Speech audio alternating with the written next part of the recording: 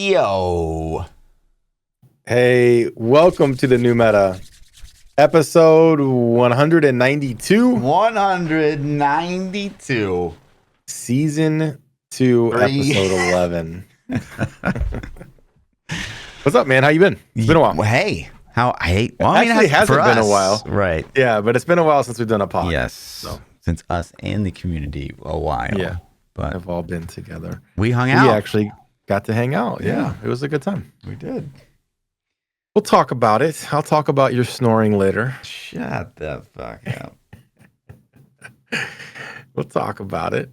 But yeah. So, we had some things happen. Figured it'd be time to do a pod. Yes. This little event called BlizzCon Yes. may or may not have gone down. You what went down? I said it may or may not have gone yes. We went down. down. We definitely went BlizzCon, down. Yes. Mhm. Which is cool, actually. Again. Okay. Yeah. Well, maybe I'll ask this question later. But yeah, it was cool to meet a lot of new people, a lot of old faces, a lot more old faces than I expected, actually. But yeah, it was great. Yeah, it was cool. It was cool to see the old crew. Yeah. You know? It was also Most of the time. it's cool to see the new crew. Yeah. Yeah, for sure. Well, especially the new CM. community man. Yeah, for the sure. Community management crew. For was hella sure. cool. That's So, a whole nother story. yeah, that's the whole thing. Yeah. Did we have a poll last time? We did. To even talk about? Let's talk about it. Let me Okay. the thing.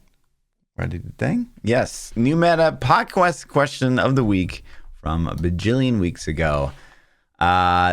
Is the upcoming Diablo IV patch 1.1 a true redemption arc for Sorcerer Barbarian? So this was the patch that basically nerfed Sork and Barb. Or the one that before that was the one that nerfed Sork and Barb and just slaughtered them and didn't really give them any other opportunities to sort of rise up to their same level of power. But then they changed it. They fixed it. And so actually 70% of the vote said yes, it's a good start. So Interesting. Wizard, I think Sorcerer, Ball Lightning, and Barbarian, Hoda Barb, I think are probably the two strongest builds in the game right now. So Yeah, you guys are doing fine. they got their rise to glory back Yeah. again. Yeah. So. Yeah, and then the podcast question for this upcoming week, new better podcast question week. What are your thoughts on season 2 thus far? Choice 1, oh my god, poggers. Choice 2, I like it. Choice 3, meh. And choice 4 of, as always, dog shit is. Go ahead and post A that. staple on the poll. A staple. my personal favorite. Yeah. So talk to me. Like, how is your season 2 going? Yeah. Season of Going Blood. good. It's going. It's great. The patch notes I read look pretty good. Yeah. And so, what level is your character? Talk to me. 0. 0. I thought at BlizzCon you said you like logged in and got to like level 3 or something. I logged in and like played them for a couple minutes, and I was like, nah, I'm That's more than 0. P. good. What do you start out at? 1? Okay, 1. Yeah. So 1. Wow. What? Yeah, what man. happened? What's going on? I don't know, like something. Okay, so I started season 1, and I played to like level, I don't know, I want to say close to 40, and I made myself play that. Like I literally made myself play to 40. What'd you play I did not in want season to. 1? It wasn't fun. I played a druid. Druid. Yeah, because I hadn't played druid, and it looked, I was like, oh, let me check it out. But it looked like it wasn't. I wasn't enjoying the time. Not that it was a horrible experience, but it was just like I'd rather do something else, And I'm like, well, maybe that'll go away. So I forced myself to sit there and play to level 40, and I still had the same feeling. And I'm like, I'm not gonna make myself play just to make myself play. So I stopped playing season 1. Bought the battle pass and all that stuff. Didn't finish it. Just kind of feel like I left that stuff on the table. Kind of sucks, right? It said in season 2 rolled out, and the patch notes looked good, and it looked great. And I started a character, and I was going to start playing it, and then I was just like, I don't feel like it, and I just didn't. It's kind of the same feeling as before. It's like I'm making myself do this because I feel like I have to. I feel like pressure that you're a Diablo, you do a Diablo podcast, and you're a Diablo streamer, you should be playing this. Is that pressure from me or the community? both. I mean, both. To be honest. Yeah. So I think that's why I started, but then I'm just like, man, there's other stuff I'd rather play. So I stopped, and it's just like, I'm not going to cave into it. I do think the patch notes look good, and I have watched people play it. I've actually watched you play a little bit lately. Like you've been streaming a lot of this season since you got back from BlizzCon. Mm-hmm. So I've tuned in and watched a little bit, and I've watched other people, and my Discord's still active with people talking about Diablo 4. Like they're still in there, and they actually get in voice chat and then hop in there and play together and stuff. So it's cool. So I do still get a lot of feedback from them about how they feel about it, and most of it's positive. So. Okay. Yeah. What are your thoughts? What have you been doing? Yeah, so obviously we've been blasting. I started season 2 last Tuesday, so less than a week ago. I'm already level 100, so that tells you how fast XP is now. I think in season 1 I played. Honestly, they say it's 40% faster, but I want to say season 1 I played like 2 weeks, 3 weeks, and I only got to like 78 or something like that, or maybe 86 somewhere in there. So, I mean, so it could be a combination of less XP to get there, but you're also blasting faster and higher. So maybe it's stacking. I don't know something. So, but crazy fast. So much for that. I mean, like you get all your glyphs, sort of capped before you would make it to max level before, and now like I don't even have them all to like 15. Before I'm level 100, so that's been interesting. But I do think that there are some good ideas. I'm going to load it up real quick just to sort of walk through some of the stuff they added in season 2. I do like the vampiric powers. I think are a good idea. I like how they implemented them in the sense that you only get X amount. Well, you get 5 powers, right? But they all have like a cost, and there's 3 different pools of what they could cost, right? There's divinity, ferocity, and whatever the last one is, eternity, right?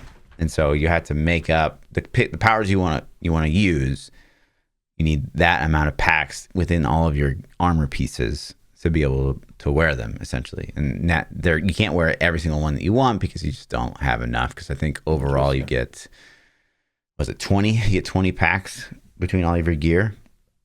And I thought that this would be kind of annoying because I thought that like, okay, a gear's going to drop and it's going to have 1 ferocity and like 4 divinity or something like that. And then you have to get not only a really good piece of gear, but you have to get to drop sort of like the Malignant Heart thing, right? Like we had to get a blue socket. Exactly. And that was sort of pretty annoying because you'd be like, oh my God, this ring's perfect. But then it wasn't.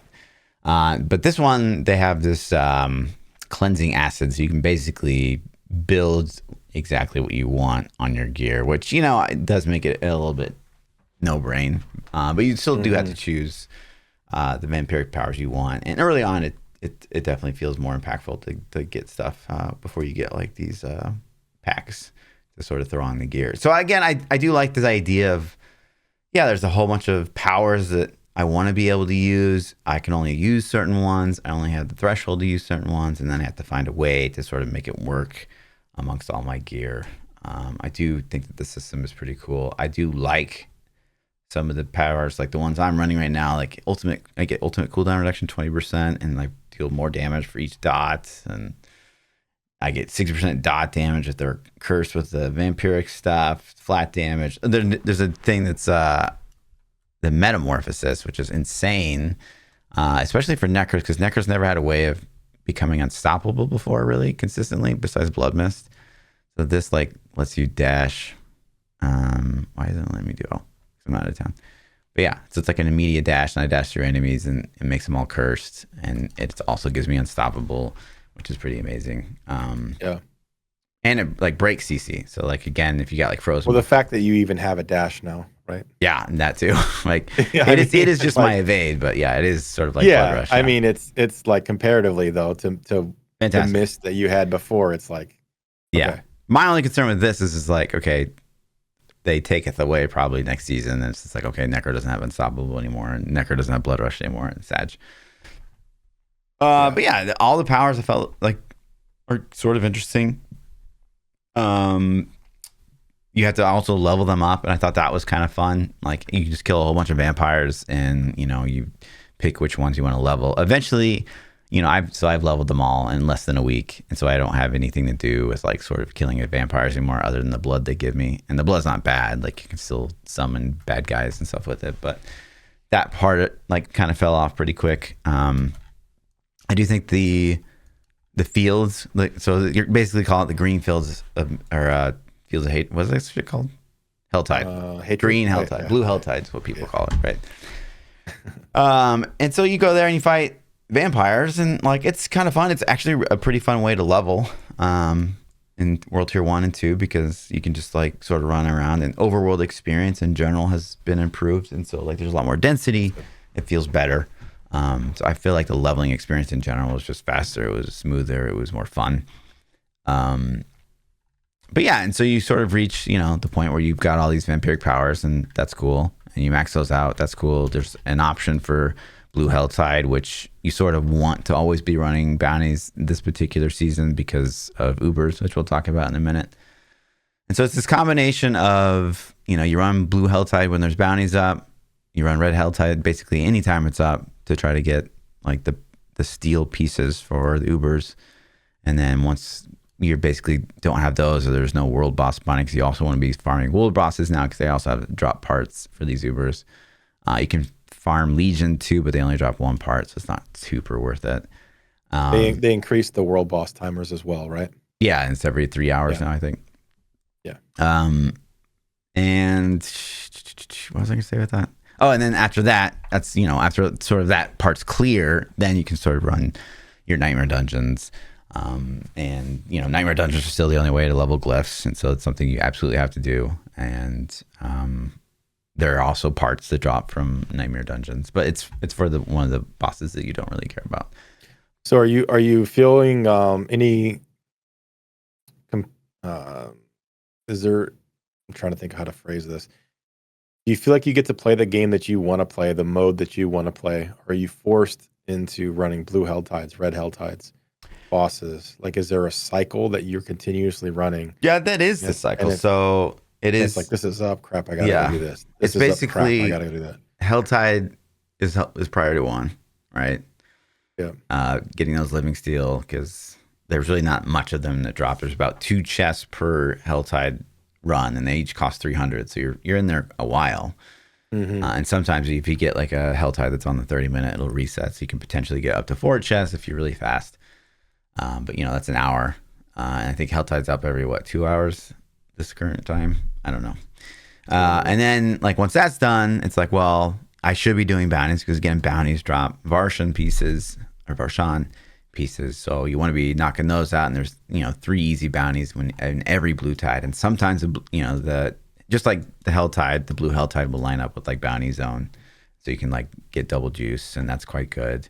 And then sort of once both of those pieces are off the board, then you're farming nightmares if you need glyph XP and get those max level glyphs. After you get, Chat can correct me, after you get all your glyphs to 21, I'm not sure there would be a reason to farm nightmares, unless you're trying to get the component to summon the guy from Nightmare Dungeons. But yeah, and so all that to say, so basically their idea currently is, you farm these Ubers. And this definitely, for you, hasn't played a lot, but to attribute this back to Ubers from Diablo 3, right? Like, except in Diablo 3, we farmed some random key guy in some random zone, and he wasn't a part of like a bounty. It wasn't a great thing to farm, right? It was just something you had to do to try to get the Hellfire amulet. Yeah, you had to try to find his ass. Yeah, you had to find his ass, and it wasn't progress towards anything else. It was literally just go find him, and he would drop a key.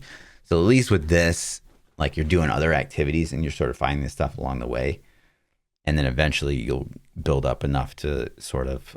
So you get this living steel is what you get from the Helltide, and that lets you fight Gregor. You need 5 living steel to summon him. And he'll drop a part for Duriel, and same with Varshan. Varshan, you get his mats from running the bounties. So the bounty cache, you open it up, it'll drop like one of his parts. And he's got 4 different parts: a heart, hand, femur, head. His parts can also drop from like world bosses and stuff like that. But so you get you get Varshan kills and you get Grigor kills, and both of those guys drop the parts to fight Duriel. And Duriel's basically what everybody wants because he's the one that drops the super uber uniques, right? Yeah.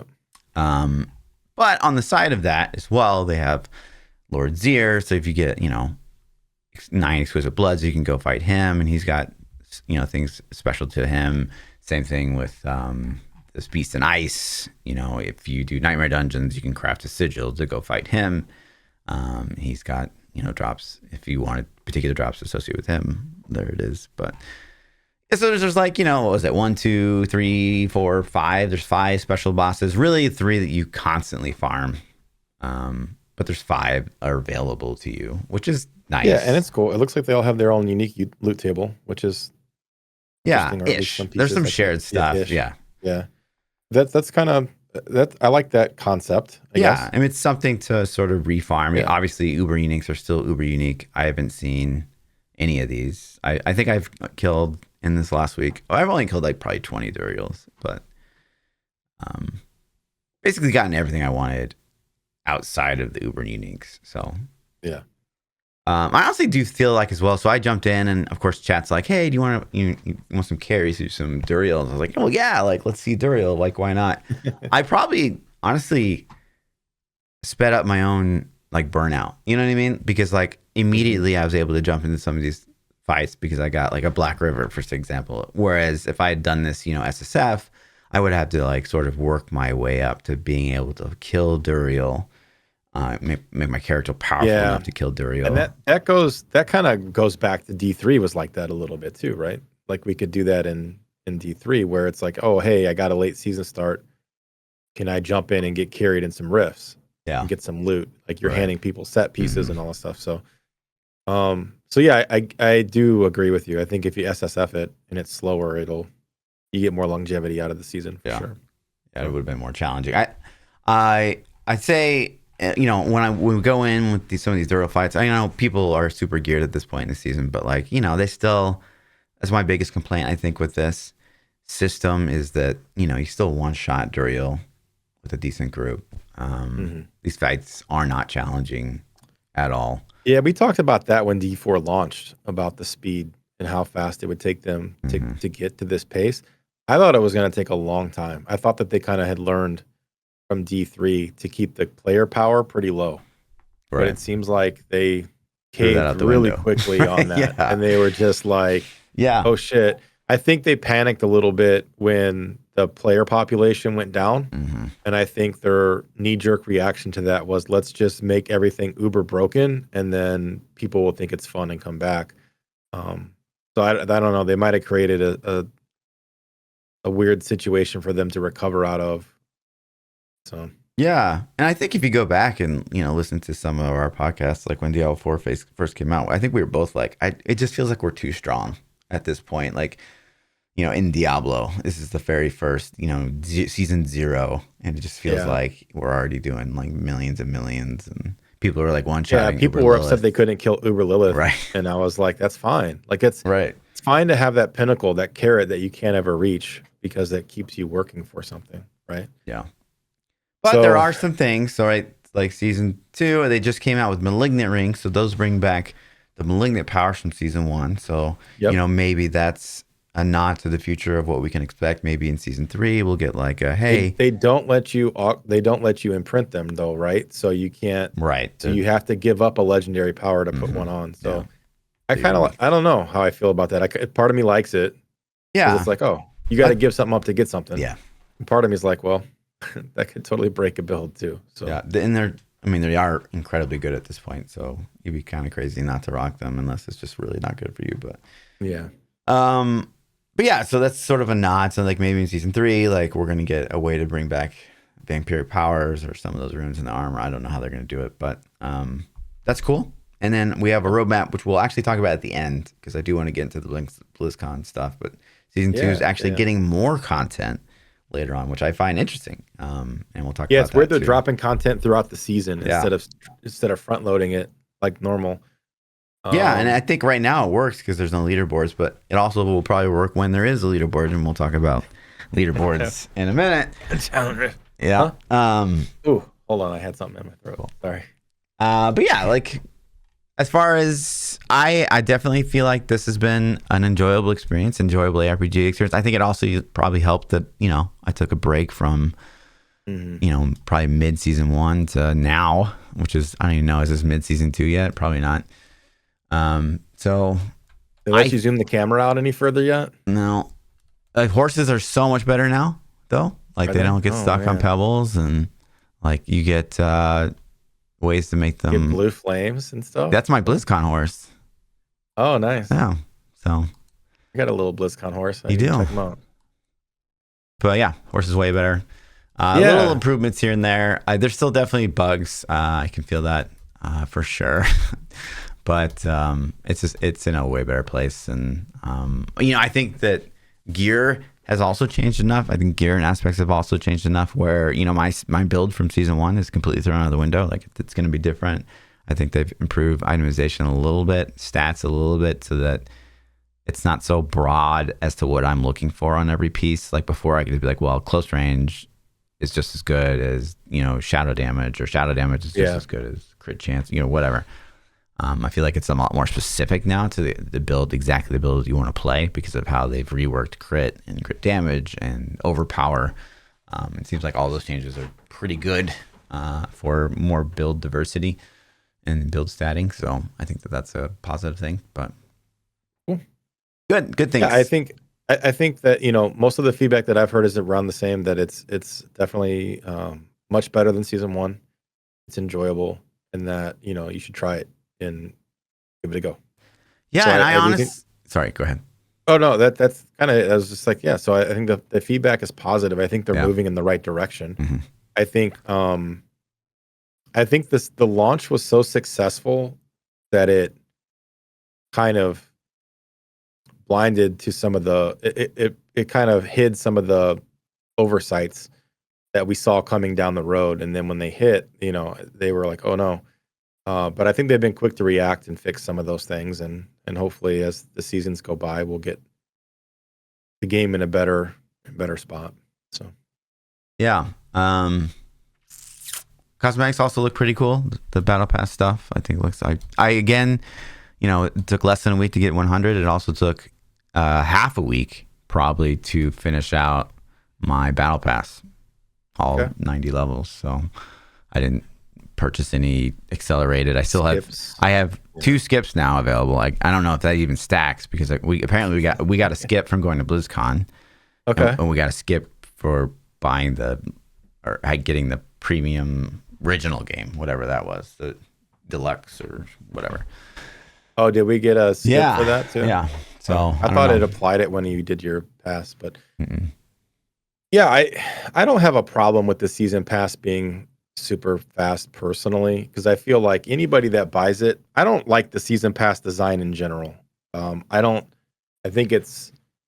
okay with them having the premium track and this and that, I guess. I don't like it, but if you buy it, I don't think it should go away at the end of the season. I think you should have forever to complete it. Let's say you buy the pass and your PC dies tomorrow, right?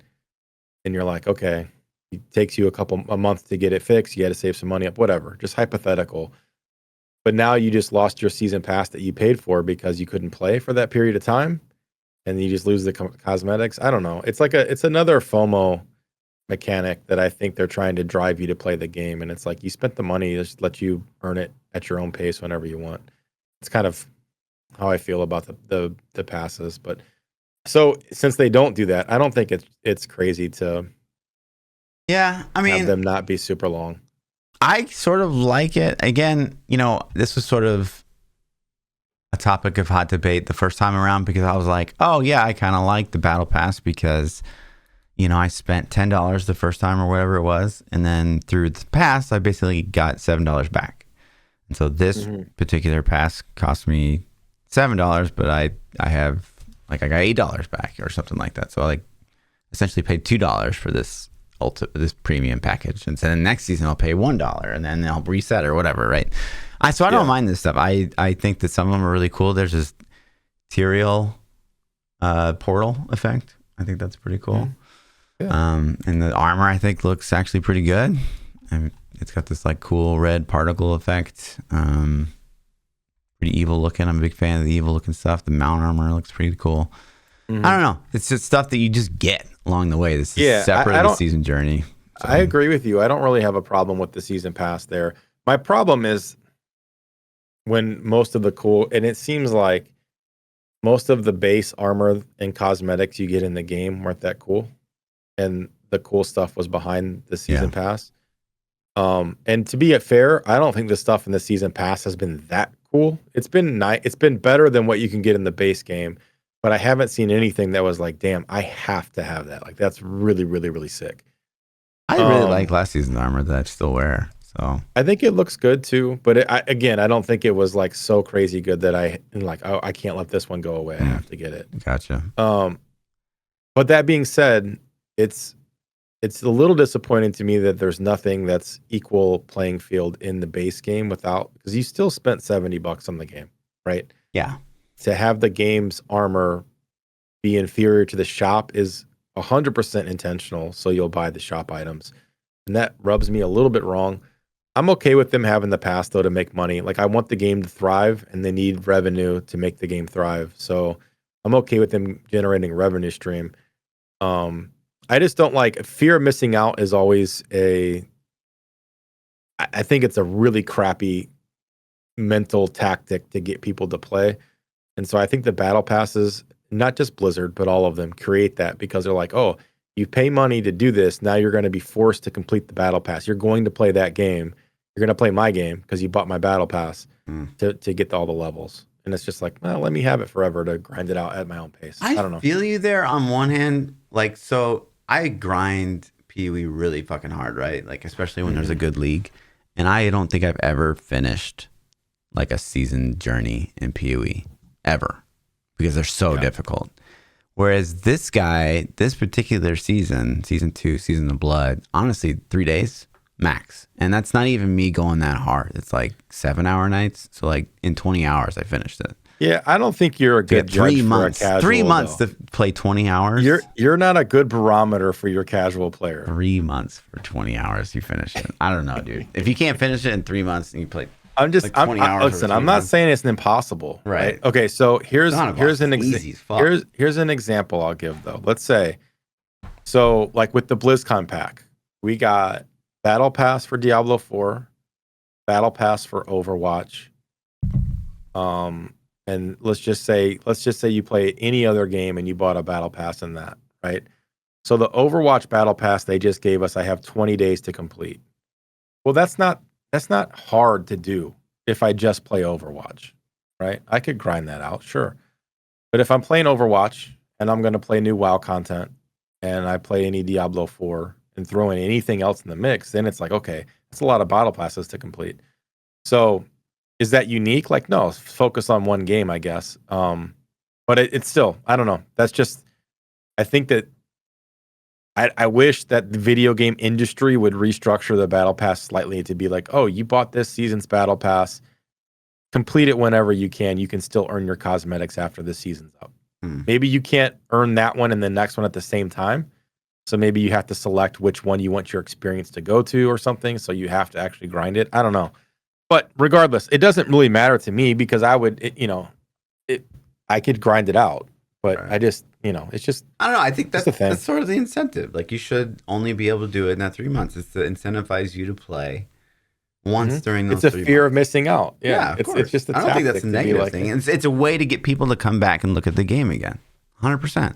And it's a very effective tool. I think you're spinning it in a negative light. Obviously, anything that's financial, sure, you could spin it in a negative light. But I think that like a season journey or a battle pass, it's all cosmetic stuff. I don't know. To me, it's like, yeah, whatever. Put whatever you want in the game that looks badass. If you missed the season journey, I'm okay with that too because you didn't play, right? But you're not paying for the season journey.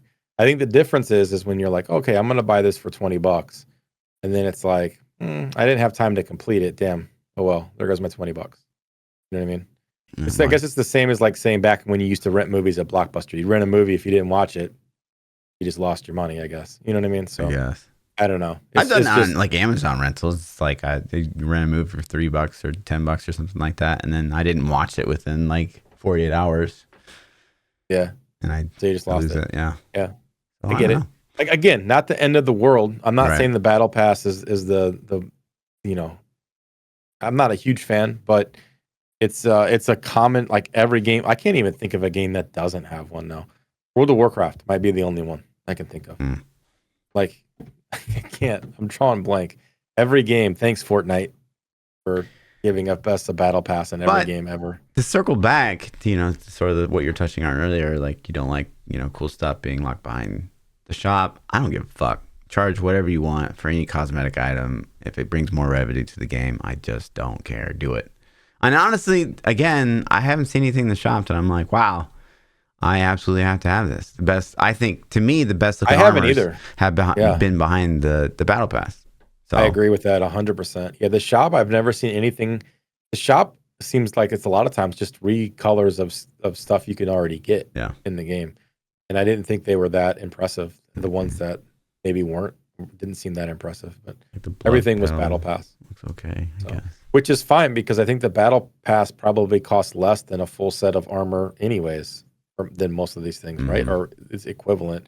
I can't remember the price of it. So the battle pass is 10 plat or 1,000 plat. Yeah. And so these are like 2,500. And some of these items are like average. 2,500, so it's usually cheaper anyway. Yeah. So I guess that doesn't look bad. Anyways. Yeah, it's okay. But yeah. So again, charge whatever you want, in my opinion. But let's jump into some BlizzCon, right? So we ended up going. It was we had planned to go. They sort of told us that like we might be able to get tickets as Diablo people. I wasn't going into it really expecting anything actually for Diablo. I thought that this would be sort of a quiet Diablo year in general. And sort of like what was it 2-3 weeks before the event they finally confirmed that we were going to get tickets. Yeah. I don't remember, but I do know that I definitely messaged and I was like, hey, we still don't, because in the previous years we had gone, we got the tickets months in advance. You did. Like I never got a ticket from Blizzard. Yeah, sorry, my bad. I had got my ticket months in advance. So this time they were like, yeah, we got you. And I'm like, okay, just curious if the ticket's going to come. And then it was like the week of, I think. And I'm like, hey, I haven't gotten anything yet. Like I'm buying, I've already bought tickets and stuff, or airfare and hotel. Can we, are we sure? And they're like, yeah, you're good. So they got us our tickets, but you literally were like, I was helping you register at the badge pickup on your phone. Yeah, I didn't get the message. Like that's how long it would, like you didn't get it. Like you got it like the day before even or something. So no, they just had sent it. I guess they had the wrong email for me. Wrong email. So yeah, that was a whole hiccup. But I was like, oh God, am I actually not going to be able to go? This is all a troll. Yeah. But it was cool. It's cool to finally get a media pass, and not have to be snuck in to any side areas. For I the had first nothing time. to do with the sneaking. Just reiterating that. Yeah. Well, I don't think anyone that would care is still at Blizzard. So, but yeah. And so it was hype. That I thought the arena setup was really cool. To walk into that room, like this room when they first started the event, it was pretty badass. The energy was high. I could definitely, as pretty much every year prior.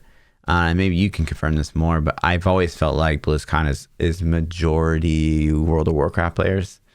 I've always felt like it's just like the biggest presence there of any game is usually the WoW people.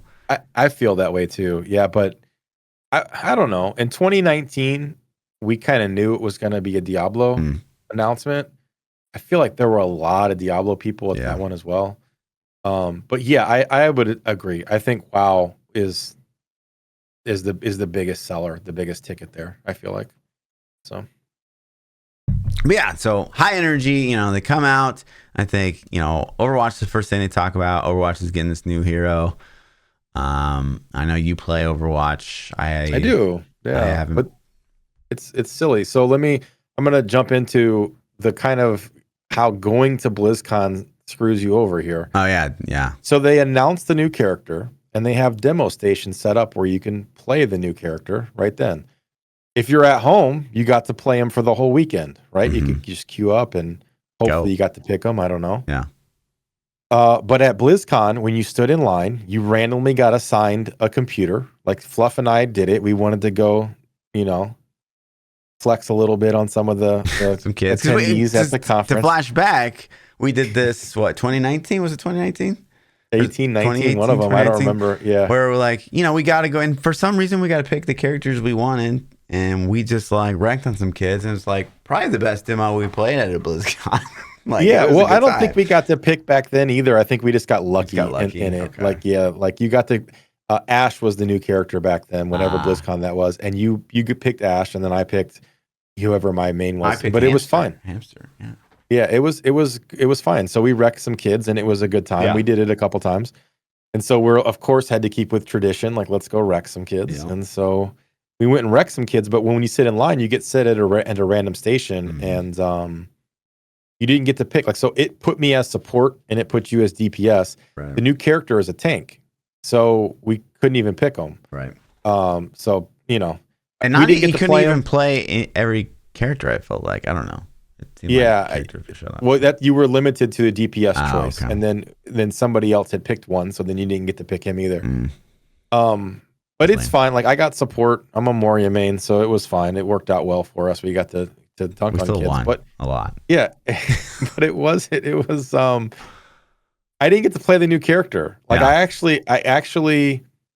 We waited in line down in the general area just to go through and play. And there's no skipping lines this year. Yeah, and then I went upstairs to the media demo booth, but nobody was playing up there. So if you didn't have 10 other people to play against, you didn't queue with the general population. You only queued with the media population. So I wasn't gonna sit there and keep going through line a million times and hopefully be able to pick the new tank character. It was kind of weird. So anyways, so Overwatch, the tank character looks interesting. I don't play tank very much, to be honest with you. I don't find tank, it's my least favorite of the roles. I prefer DPS or support, so he's not huge sell to me. But it looks cool. His ultimate looks cool. Yeah. So I would have liked to have tried him. If anybody actually played him this weekend, let me know what you thought. Or last weekend. And then next up was the Diablo. And again, I sort of just expect, Rod first season comes out. I expected him to talk about, maybe his malignant tunnels again or something, and sort of talk about, and they did. They started talking about improvements they made to season 2, and it's okay. I don't know. This is worthy of a announcement of BlizzCon. Yeah, it was just a season 2 recap. They talked about the it's 40% faster to get to 100, and Renowns, you don't have to refarm it now, and they added a Diablo 3 preview for enchanting. Yeah, that and there's a big round of applause for them. It's that's cool. It's cool. Mean, we already had that. It's a good thing, but that's this is BlizzCon. Right. We want the juice. This isn't a fireside chat. This is a BlizzCon main stage. And they did talk about the Avatar Zero, which we'll talk about at the end. I do think that will be Poggy's. But then sort of unexpectedly, they did the trailer for the what was it, Vessel of Hatred. So there's an upcoming expansion they announced for Q4 next year, and that totally took me by surprise. And so I have. Go ahead. You go first. I have a lot of feelings about this. I don't want to be negative. They didn't show us any gameplay from this. Zero. It had not this to me felt like what they should have done in 2018 for Diablo 4 when they announced Immortal, right? Yeah, sure. It feels like we don't have anything to show, but we have a logo. We'll make it green, and we know the scenery is going to be like this. We can slap together a camera panning through some woods, which may not even be in-game footage. I had to go back and look again. I can't remember. So this looks like CG. That's not in-game. Right. So there's really no in-game of this. I think it's cool if they actually deliver. I think it's really awesome that they gave us an early preview or early announcement. My fear is that this was just like, we don't have anything really for Diablo 4 for the main stage. We have to say something. We have to do something. We can't have a BlizzCon and not talk about our new shiny toy, which is D4. So they slapped it together, and then it says late 24. Well, they could easily in late 24 be like, oh, we're pushing this back because it's not ready. Like, it was just a paper announcement that wasn't really real. Okay. You know? So that's my fear. Okay. I think it's cool if they deliver on it, but they didn't, and you're probably going to hit on this. I'll stop there and see where you take it, because I don't want to. Yeah, I mean, I hear you 100%, loud and clear. I do like green.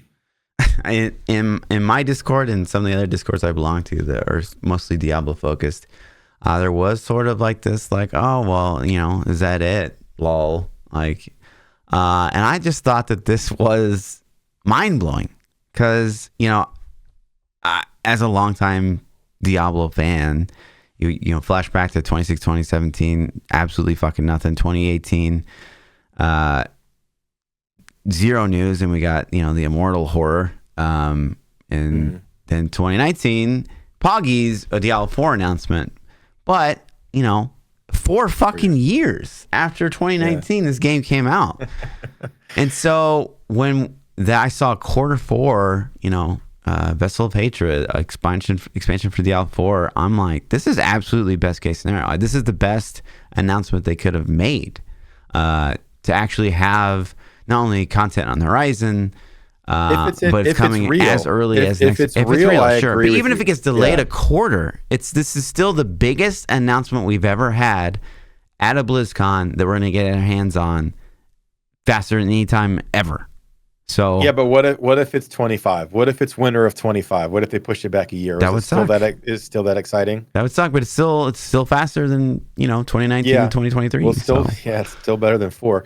So I agree with you. You're not wrong there. If Blizzard delivers on the promise of 24, then that's fantastic, right? The problem I have is I still think the base game isn't in a great state. It's better. It's better than it was. But the base game still isn't in the place that it needed to be when it launched. And so this expansion, is it a way to fix the base game? Well, then what about all the people that bought the base game thinking it was going to be something it's not? And then now is an expansion supposed to be the fix for that? So they're supposed to buy the fix. And I've heard people say that. People have literally, I've had conversations with people and they've said to me, so I'm supposed to pay for the fix of the base game? And I'm like, well, no, we got to see what content's actually released and what they do in between. But I don't know, man. It's a weird place to have the expansion be announced when the base game isn't really in a good place either. Well, I think that you're sort of on an island. I think that a lot of people have come into season 2 and walked away feeling like the game was going in a better direction, and walked away being like, yeah, season 2 was kind of fun. Obviously, PoE players will still shit all over the game because it's like way too easy, way too simplistic. But I think as a whole, season 2 is a massive uptick. But also, I do think, and I genuinely feel that, so say season 3, it's got the leaderboard, which again, we'll talk about in a minute. It's got other content that we know we have a new end game activity coming with it that wasn't the leaderboard. That they hinted to like back in season 1 or season 0. So I think that if Diablo 4 had come out and season 3 was season 0, people would have been probably pretty happy, honestly.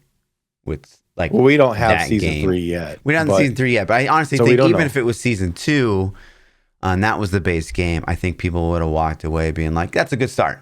Like, clap. Okay, like it's fine. It's not like you guys aren't innovating, blah blah blah, all that stuff. But it'd have been like we have a good foundation here that we can build on, and I think that's really what you want in a vanilla indie game. So I don't know. I think it might be a little, I don't know, kind of jaded. I'm just playing devil's advocate here, and here because that is stuff I'm not making it up. Those are legitimate. Multiple people have actually written that to me, through direct messages and and actual conversations I've had with people where they've been like, so I'm supposed to pay to fix the game. And so these are people, some of them haven't played season 2, some of them have. Some of them are level 100 and have done all the things in season 2 and still had the same feeling. So just interesting to see the perspective. I would have liked to have seen something. Like they, you didn't touch on this yet. I assume you probably would, but they announced the new class. Yeah. But they didn't announce the new class. They announced that there was a new class that's been something new that we've never seen in the Diablo franchise before. Fantastic. Also, by the way, fantastic, a brand new class. I agree. Year. Brand new class is much better than bringing back like Witch Doctor or but also like, hey, else. Not only an expansion next year, but there's a new class coming with it. Like that's a big content window. But continue. Sorry. So, I think that I don't remember even where I was. Oh, this new class. So they didn't tell us what it was though. Yeah. Like, why is that? It's BlizzCon. That's the place to tell us. Like, this is it. This is why you spend thousands of dollars to go to this convention, right? I had talked. So this is maybe a bit of inside, but I had talked with someone, staff, and from what I could ascertain from that conversation, it was a feeler. So they didn't announce exactly what class it was, and they wanted to announce that it was a new class, a brand new class for the Diablo franchise, and they wanted to see how people would react to that before they announced what the class was. Because if people were like, "Fuck you," we want exactly a class. You were just going to go back on it and be like, okay, we'll put Witch Doctor in. Yeah, basically. It's what it sounded like. Like that's horrible. They're putting out because they sometimes they make a decision and they present it and then there's backlash and this is Blizzard's history here, right? Like they do something and they put themselves into a situation where they have to well, no, we changed our mind. Like we're gonna do it anyway, so we're gonna whatever. So I think it's sort of smart to put out a feeler first. We know we're getting a new class. If they're already at a spot where they can backtrack that quickly on a class, then how much work have they put into the class? They could probably label it something, right? I think that the new class, if anything, right, it'll be a sort of nod of the hat, right? Or like a amalgamation of classes that we know and love. It probably will be an amalgamation of something from the Witch Doctor, maybe something from the Amazon, maybe even something from the Crusader. We'll probably see stuff that we've seen in past Diablo games in this new class. So I think they could easily rebrand as hey, this is a witch nurse. Yeah, we're going to name this skill Judgment instead of Smite, right? or whatever, right? To make it just fit the class. It's a witch psychologist, whatever. Yeah. So I don't know. That didn't offend me, honestly. It would be cool. I'm not offended by it at all. I'm just saying they didn't show us any gameplay footage. They didn't even announce the class. They didn't tell us what the class was. Right. So it felt like a lot of promises is what it felt like. Yeah. I think it is. Yeah. If anything, it is very telling, right? So they didn't have anything to show us. It would have been something they would have showed us. Really cool. I think my biggest complaint with Blizzard or BlizzCon this year was that, from a demo perspective, as a guy that doesn't give a fuck about other games other than Diablo, demos sucked this year. I had nothing. BlizzCon 2018, I spammed the fuck out of Diablo Immortal. BlizzCon 2019, I got to spam the hell out of the Diablo 4 demo. This year, I had nothing to play. They had a Diablo station up in the demo room from the media that had a build 0 of Diablo 4, so I couldn't even play Diablo 4 while I was at BlizzCon. So it was just there was nothing to play. So I wandered around and it was still fun. I had a lot of good conversations with people that worked there, community members or fans or whatever, but that was a big mess for me. So it would have been really cool. Yeah, obviously if Vessel of Hatred was on some demo station and I could have spammed this the new class. Right? Or hey, check out the new class. Insane. This is the ideas. Yeah. Right. So yeah, it would have been cool. Again, I agree. I think if they deliver, the promises were legit. They were huge, big promises. And if they deliver on the promises, we're going to get a full-fledged expansion. We're going to get to finish some of the story. We're going to get a new character class to play. It's a lot of things that sound like a lot of fun. And so if they actually deliver it by 2024, then nope. I'm not holding my breath, but we'll see. This is a good opportunity of them to win some good faith back. If they actually deliver on this, then I think it'll set because the precedent has been delays, right? They delayed, and not just the Diablo team, but all of Blizzard. They've delayed lots of things lately. They've delayed the WoW expansions. They've delayed the patches. They've delayed D4 get delayed. I can't even remember at this point. It did. I'm pretty sure it did get delayed a little bit. So it's like, if this actually hits in 24 like they promised, then cool. It's a step in the right direction. So I don't have a lot of faith at this point that it will, but I hope it does. Yeah, and we'll come back to this stuff when we talk about the campfire portion of BlizzCon. But after that, some Hearthstone stuff. Duos is coming. The Hearthstone was basically the TLDR. That's all I remember, unless you have something else.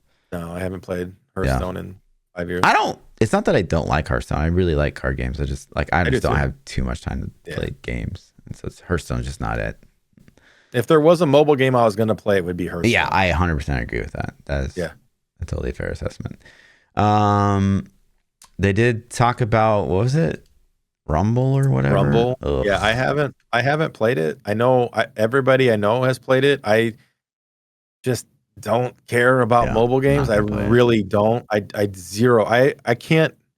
The last mobile game I played was Immortal, and that's like the only one I've ever played, I think, except for Hearthstone, maybe. Like, I just don't care.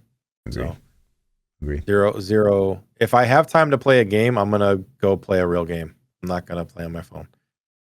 But then fast forward, this was like, I don't know. I guess I'm gonna tell my experience beforehand, because like I'm not a WoW person. You are, and so you're gonna come in with dropping some knowledge, right?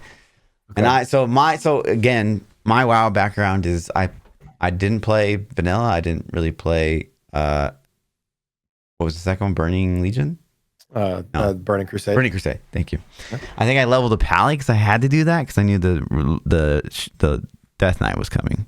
Like back then, you had to level, right? You had to be level 55 to get a Death Knight. Yeah. So I think I came in at the very end of that expansion, leveled a paladin, and then I played Wrath of the Lich King for, I want to say, 4 months. Good amount of time. I didn't make it to like Ice Crown Citadel or anything like that. And then I peaced out, and I never play again until what's that class I play? BFA? What's that class I play? Demon Hunter. Yeah, Demon Hunter came out in Legion, right? Yes. Yeah. So I leveled him up, played the Star of Legion. It's like, I still hate this game. And then I played BFA with you. We had fun, and because we had mythics that first week. At BFA. Yeah. And then once the second week came around, it was like easy, and I was like, okay, I'm bored again. But honestly, so there's literally probably nothing that they could announce in World of Warcraft that would interest me whatsoever. But it was interesting to see the energy in the room. And at this point, it was like everyone's super excited. I could tell people were super excited. But when this fucking guy came out,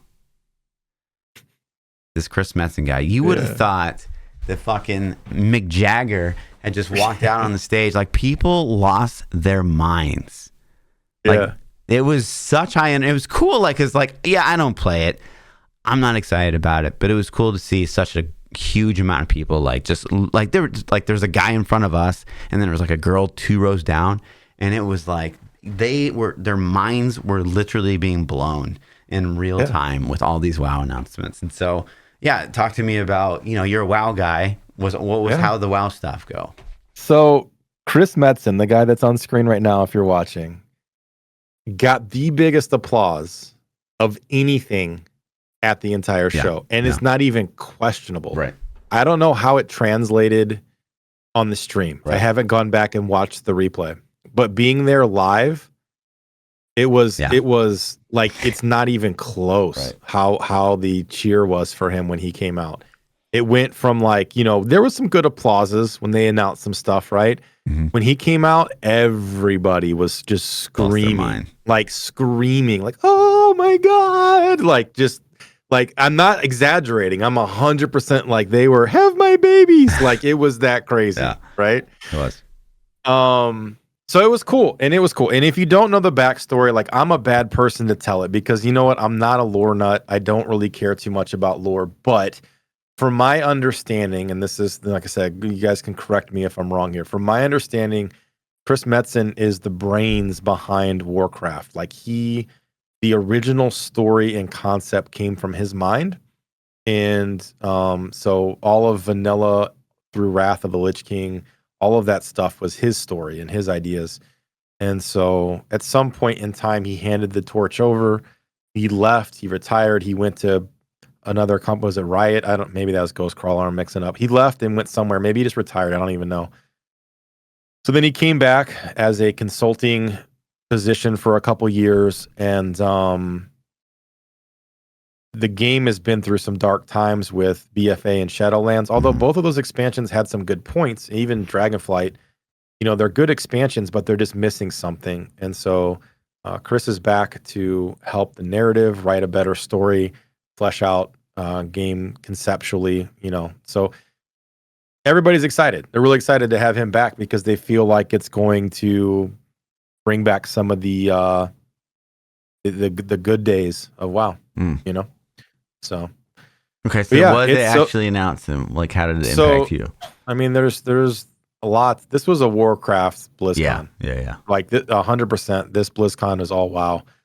The first announcement they had was Classic Plus, is what a lot of people are calling it. Classic Season of Discovery, which is basically their twist on remaking Classic fun.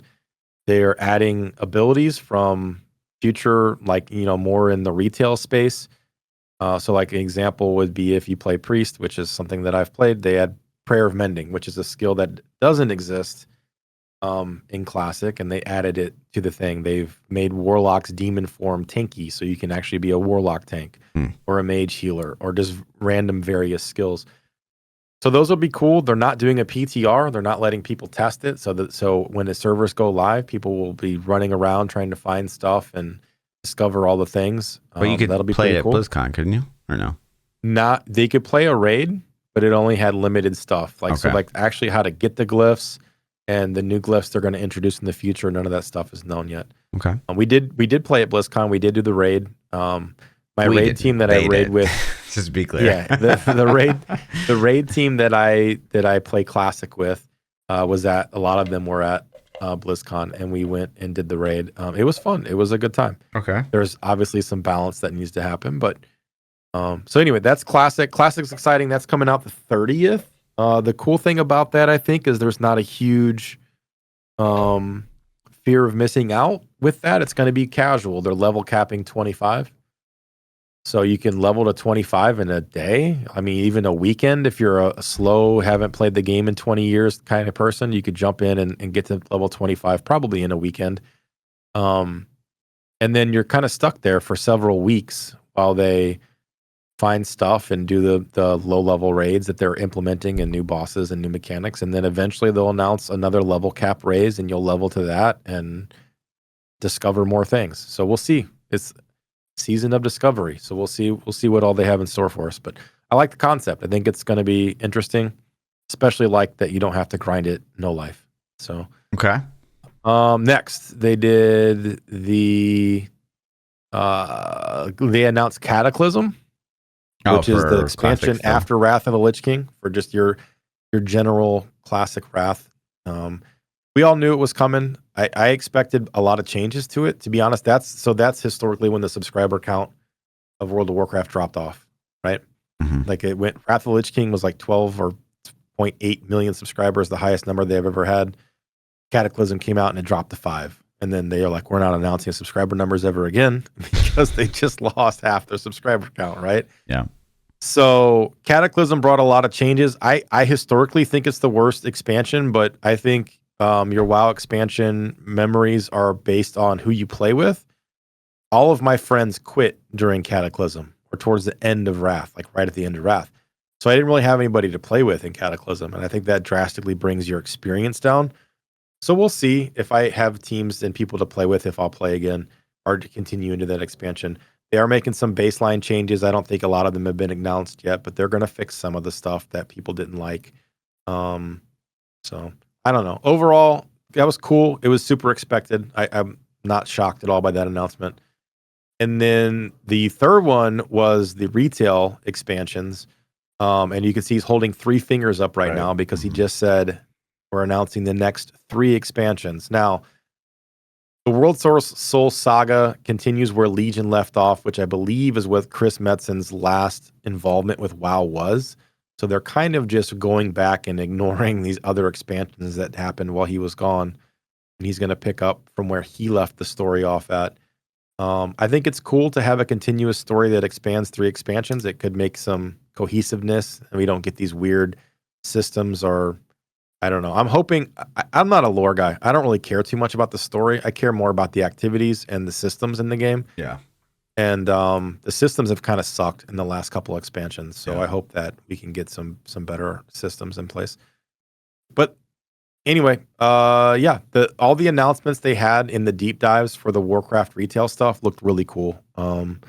They're adding a thing called, was it War Games, War Mind? I don't remember. It's War something. Where basically all of your achievements and all your progress is going to be account wide instead of character wide. So you won't have to go re-grind the same reps or quests or war bands. Thank you. You won't have to grind the same stuff over and over and over and over on every character. That becomes tedious, but a lot of us do like to play alts. So, and they're also said that if you don't want to play alts, you don't have to. We're not making a system where you have to play alts to progress faster or get an advantage. It's just there as optional. So anyway, there's a lot of stuff. If you're a WoW player, you can deep dive into all the content, but from a WoW player's perspective, super hype. It was pretty awesome. I was excited. Very excited. Yeah. It was interesting. The other thing I will say that I sort of thought of as I was scrolling through this, right? So Chris Messon comes on, people are hype, right? And he's like, now's the time to come home, like to play World of Warcraft. And so I'm like, okay, I'm listening. Like I played Wrath of the Lich King a little bit. And then they put this thing on. And like I know people, like, again, it looks fantastic. This is no shame on the Blizzard CGI guys. Obviously, they're top of their field. This looks great. But it was so fucking boring to me. Because I don't have any idea who these characters are. I don't care to know who these characters are. It's just 2 guys talking in a desert. And I thought, if your motto is like, hey, this is the time to come back to WoW, like this is the time to get excited for WoW, I didn't think that this drove it home. I thought they needed something like people fighting or like crazy shit happening. If you didn't, this cinematic was definitely paid homage to people who knew lore and knew what was going on.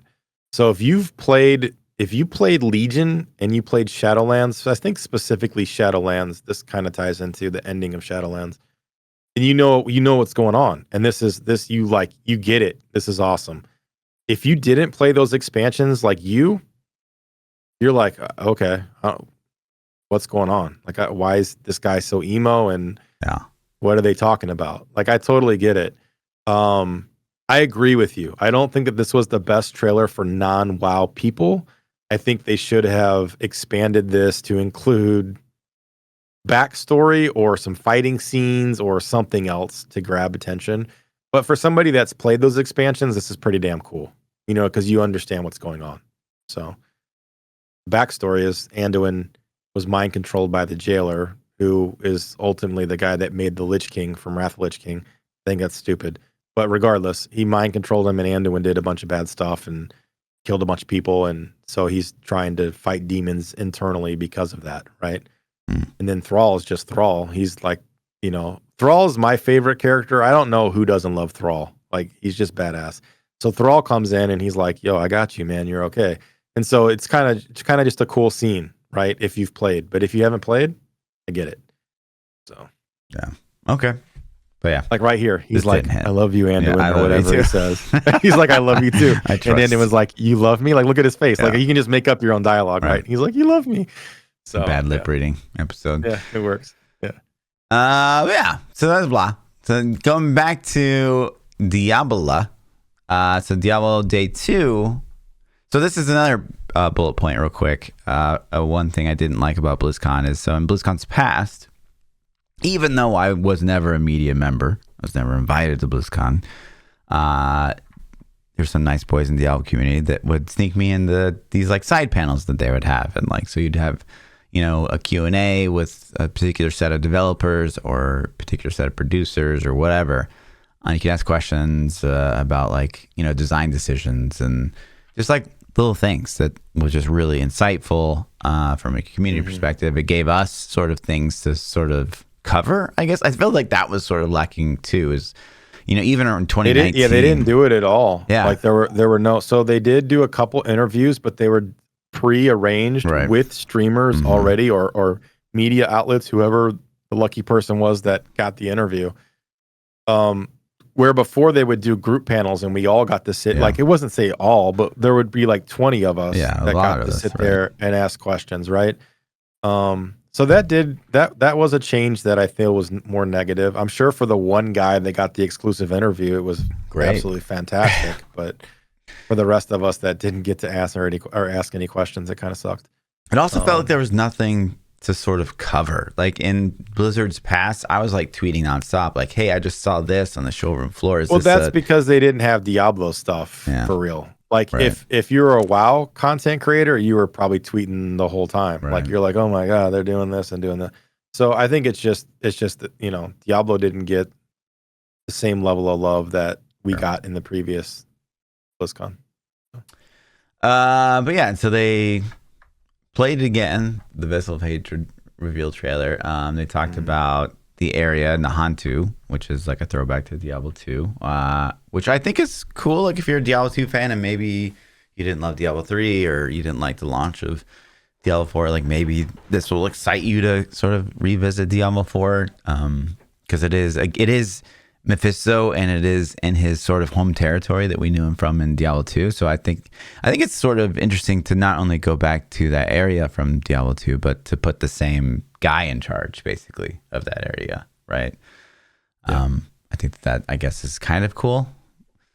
But then, they talk about class, and again, really nothing here besides saying, "Hey." Oh, hold on 1 second. That's a great screen that you have right there. Yeah.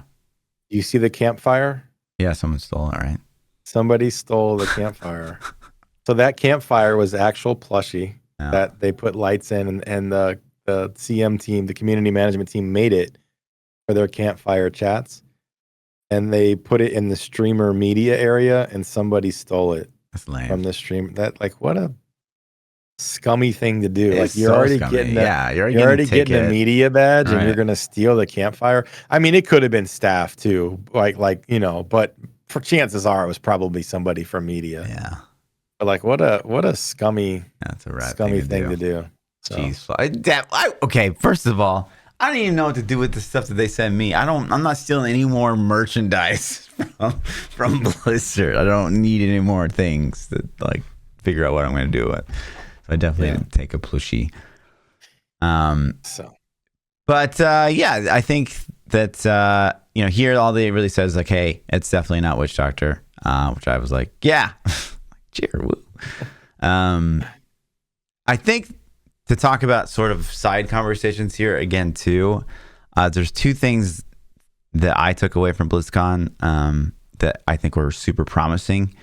Number one is one of the key people working on this class is Leviathan. So if you guys don't know who Leviathan, he's a Diablo 3 streamer. He now works for Blizzard. Super big brain Diablo 3 player. Super big brain, ARPG player. So the fact that he's one of the... It's guaranteed going to be Demon Hunter.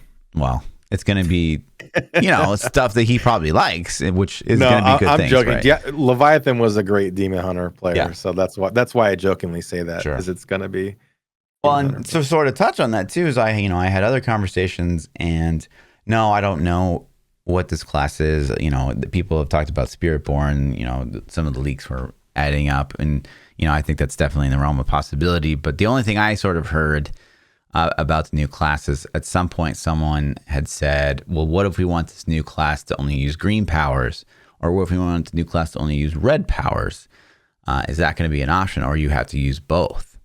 So it's clear to me that at least that so this new class has probably two different types of resources you're sort of going to have to build. It sort of reminds me of a class in Arc whose name is escaping me, but there will be two different types of resources you build in two different types of ways, and that gives you, accessibility to, red abilities or green abilities and stuff like that. So it sounds Demon Hunter also has that as well. It had discipline and hatred, but that's not really. It's not that you would do things and then hatred abilities would become available. Does that make sense? So it's not exactly like that. I understand. Okay. Like their connection's not 1-to-1 probably, but they definitely had two different. So again, Leviathan was a good Demon Hunter. This is great Demon Hunter. He obviously played Lost Ark as well, so I think that's a promising thing. My only concern with him being on the new class is that I think that the new class actually just might be like better than the base classes because I think it'll have more layers to it because someone's working on it that really knows ARPGs. So I mean that is sort of a concern of mine. It's not a very real concern because like I'm happy that new classes get added. I'm happy that it would be like a cool class, but I hope that Necro gets something to make it a bit more big brain than it is right now. You know what I mean? Because Book of Dead is not like layered. It's not like some complex system, and I think a lot of the class mastery systems could use a little overhaul, and some of them, I didn't find many of them compelling, to be honest. But I think it'd be. We'll see what the class turns out to be. I do think. I don't know. We've talked about this in the past. I think if you introduce a new class with an expansion, I personally feel like that new shiny toy should probably be at the top of the list. Yeah. And we've talked about this for Diablo 3 and sets and all kinds of stuff. If the new class comes out and it's middle of the pack, that's a fail. So it needs to be good. Obviously, the better balance and the closer it is to everything, the better. But it needs to be top of the balance, not bottom. So yeah. I hope it's good. I just hope it's fun. I hope the playstyle is fun. I'm excited to see, like, what do you want? Would you rather have a ranged character class? Let's just start very generic. We'll work our way down. Ranged or melee? I mean, I'd always probably prefer melee.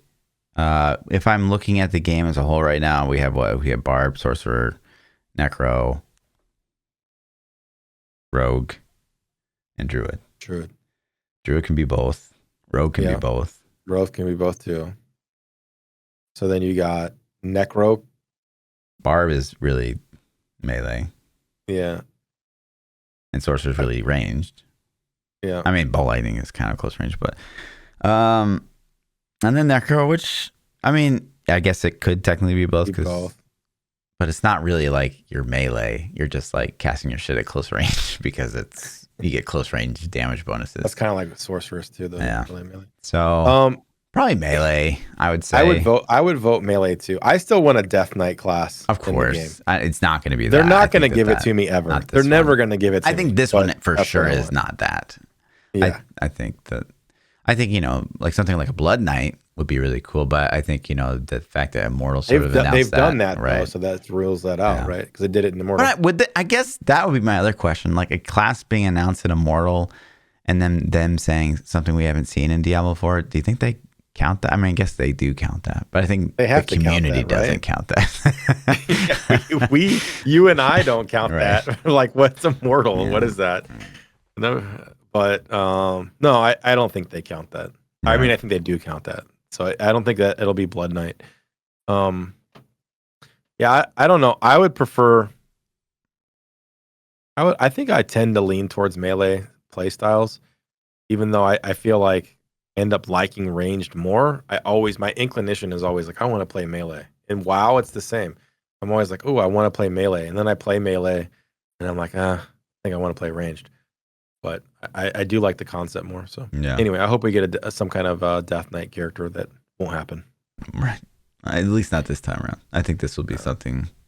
I don't know. Yeah, I think it'll probably be a hybrid. I think that people do like the hybrid stuff, but I kind of don't. I wish they would just like we have hybrids already. Like Druid can hybrid. We Demon Hunter can hybrid.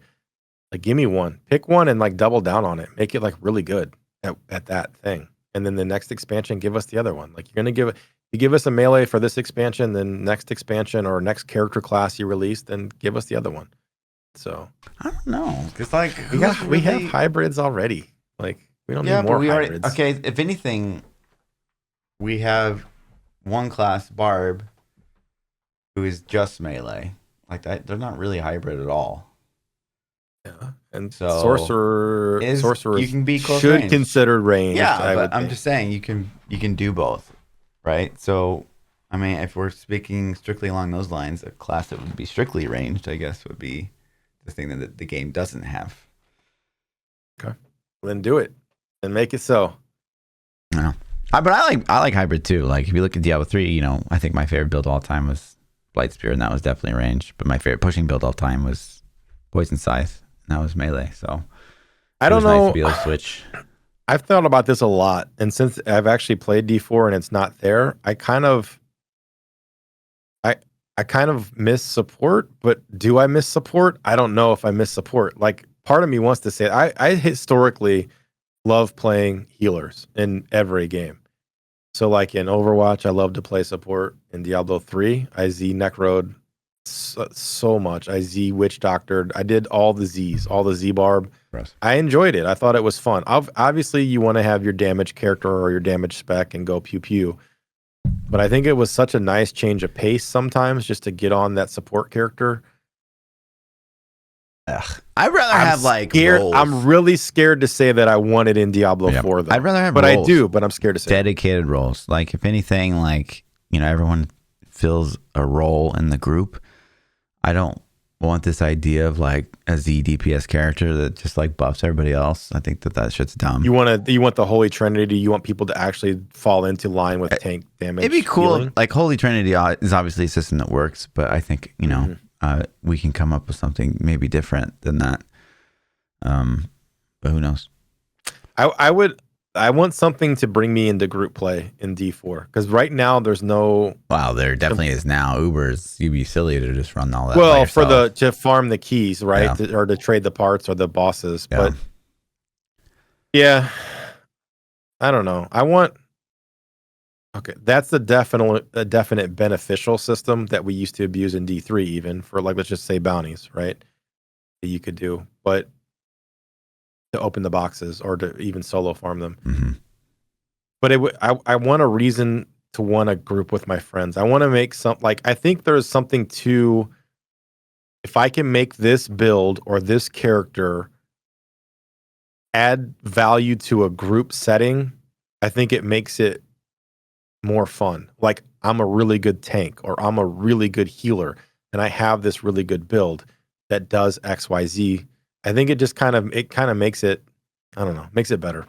So again, I'm really scared to say that I want support or tanks in Diablo 4 though, because I feel like that might take us down a path where it's a requirement that you group in content and a requirement that you have those things to complete. Like, okay, this is something we didn't talk about. Didn't they announce raids in the new expansion? Or was that on the leak sheet? Was that a leak thing? Raids in Diablo 4? No, they didn't announce it. That was on the leak site. Okay, I'm getting I saw so much information. So rumors are, which a lot of, like you were saying, a lot of the things pointed to kind of be realistic, was that raids were going to be in this expansion as well. They were going to introduce the first Diablo 4 raid. Okay.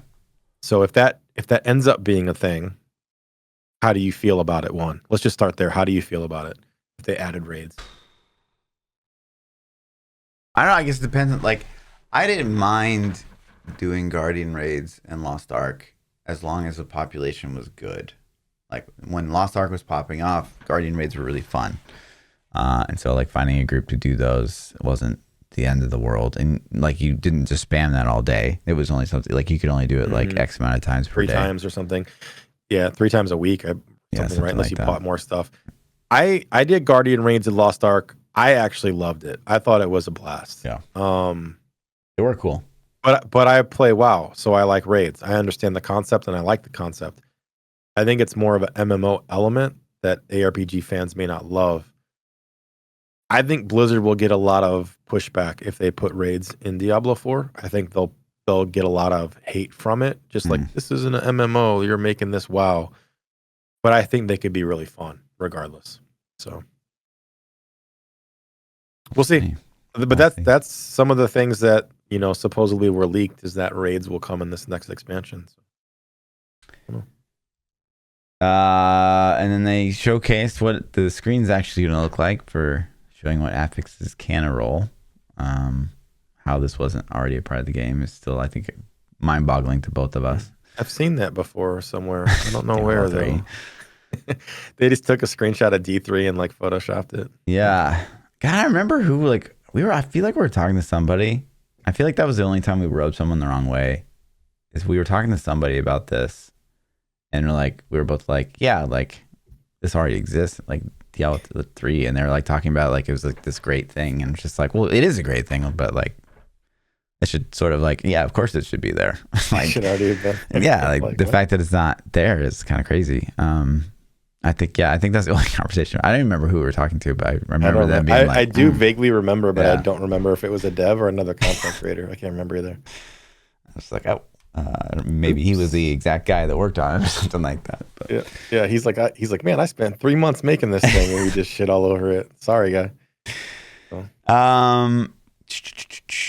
Yeah, and then we'll sort of skip because we're going to come back to the season 2, the stuff that they're adding, but they sort of talked about Season of Orange Text. So season 3 is coming out, and it's the end of January. I think it's the season 2 ends January like 23rd, I want to say. And hopefully we have, I don't even know if we're allowed to talk about it. Oh, we'll probably are, but we didn't have any. Yeah, we could talk about it. There's no idea, right?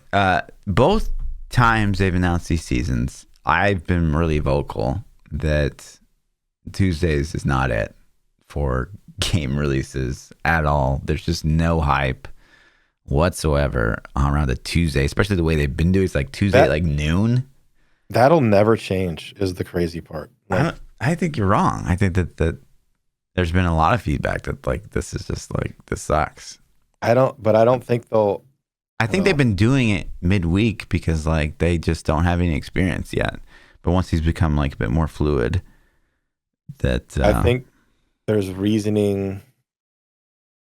I don't know. Yeah, you're right. There is. I was told some things that I don't want to repeat because I don't think they were meant for podcast material. But I think that trying to find out a way to say it another way. There's things that make me think that it's the feedback was like not well received at the time. Now maybe this was old news, but because I think Friday launches are prime. What like you got to do Friday launches. Feedback in Discord wasn't well received. No, there's other. I won't get into it because I don't want to. I think it was said in confidence to me, so I won't throw it out there. Got it. So, well, I mean, I would just my point is I think it would be very surprising if it changes. I hope it does. Yeah, I really do hope it changes, and I hope that as a community, I think if you guys are listening to this right now, voice that feedback. I think that's one of the things that we probably could influence. And the more feedback they get saying like, hey, Tuesday releases suck, Thursday releases still kind of suck, Friday releases are awesome. Yeah. Like, I think that would go over right. Well, the Tuesdays is literally just Tuesdays is just horrible. Yeah. Thursdays would be like, okay, I'm not taking off all fucking week to play. But I'm not taking off I don't want to have to take off. Like, if they do it Thursday in the afternoon, I don't want to have to use a half a day on Thursday and a full day on Friday. Right. And I'm sure everybody else does. That's much more acceptable than a full week. But right. I still like do Fridays, man. You know. Anyways, but yeah. So season of Orange Text is coming. This season ends end of January, so this will probably start that Tuesday. Who knows? Assuming it's correct, we'll just theory craft here for a second. So probably come out that Tuesday. Who knows? Or maybe a week. Was there? I don't think there was a duration between season 1 and season 2. Was there? Was there a downtime? I don't think that there was. Does anyone in chat know? Actually, because I don't think either of us know. I don't remember. But anyways, and so with this, sort of the big thing was announced. This is sort of a. I'm going to play sound. I know PChild can't hear it, but chat will be able to. I just want to give a little. This will be sort of like an Easter egg for some of us.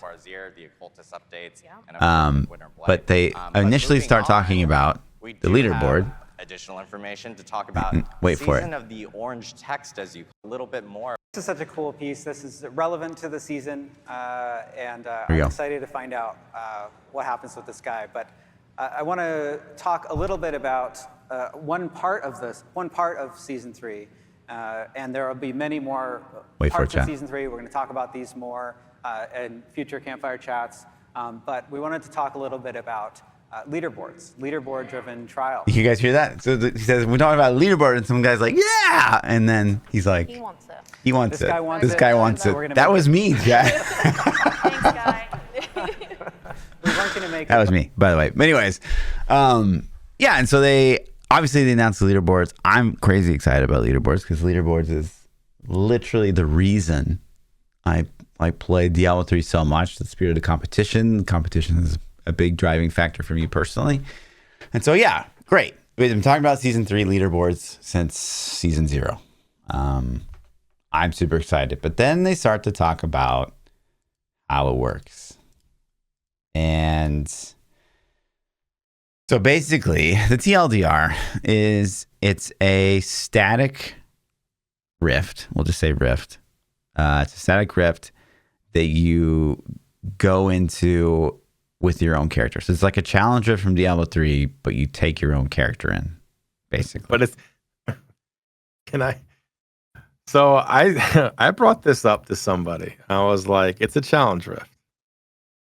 And their response to me was, well, no, it's not, because you take your own character in there. Right. So that's why And I I'm said like, it's like but a yes, it challenger. You is, bring your because character it's in. static and you're just running a time. Like, it's literally a challenge rift. Yeah. So, okay. And this is a discussion I sort of wanted to have because, like, obviously we can sit here and we can shit on that. But I do want to say quickly that, you know, I do think that this is a super fair leaderboard. I think that this is probably the most fair leaderboard we've ever had in a Diablo game because it is, you know, it's a static rift. You get to bring your own character in. Random. Yeah. The only thing that's not fair about this system is Uber uniques, which again we'll talk about in just a minute.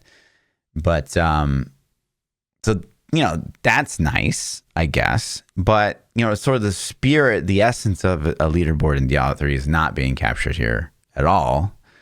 And furthermore, like you know, the leaderboards were like really cool in Diablo 3, not only because like, yeah, you got your name on a board, but you're also like, you're trying to push really high content. Like that's just what your goal is anyway. So it's this sort of concept this is sort of something you're doing on the way anyways. And then you reach a point where you're like, okay, 113 is clearly on my max.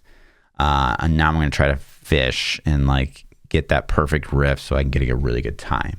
And that system really worked in Diablo 3. There's, you know, people that argue that maybe it didn't. People that would hate on fishing rifts. And I get that. I 100% understand that. I don't know what the healthy balance is though, right? Because to me, having a static map in a game like Diablo is very not Diablo. Like you're never supposed to know where you're going in Diablo. So essentially going into the same rift, you clear it one time, and you're like, well, I guess I could have shaved like 10 more seconds off if I went left. And you go in again, and then like maybe you watch someone's guide, like a PChild guide on a challenge rift, and you're like, this is the most efficient path, whatever. And then you sort of just rinse and repeat that with like, okay, well, Bone Spear is probably the best for that particular rift that week. I don't know that really feels like, is that really skillful, or is that just like sort of like a speed running thing at that point? I don't really know. I don't know. So there's definitely a little bit. So there's still RNG in it because you're playing your character. What RNG drops do you get? You Right. get the Uber uniques, right? So that matters. But that still mattered in D3 as well, right? Sure. Getting a primal So, weapon. Right? okay. So you're eliminating the map randomization, which, okay.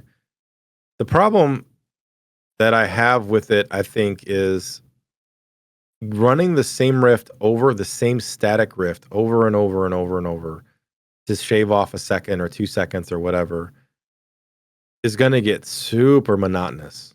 I feel you're doing the exact same rift. You're looking for the exact same, like, how can I shave a second off?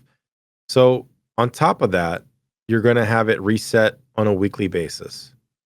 not on a seasonal basis or a monthly or whatever. It's a weekly.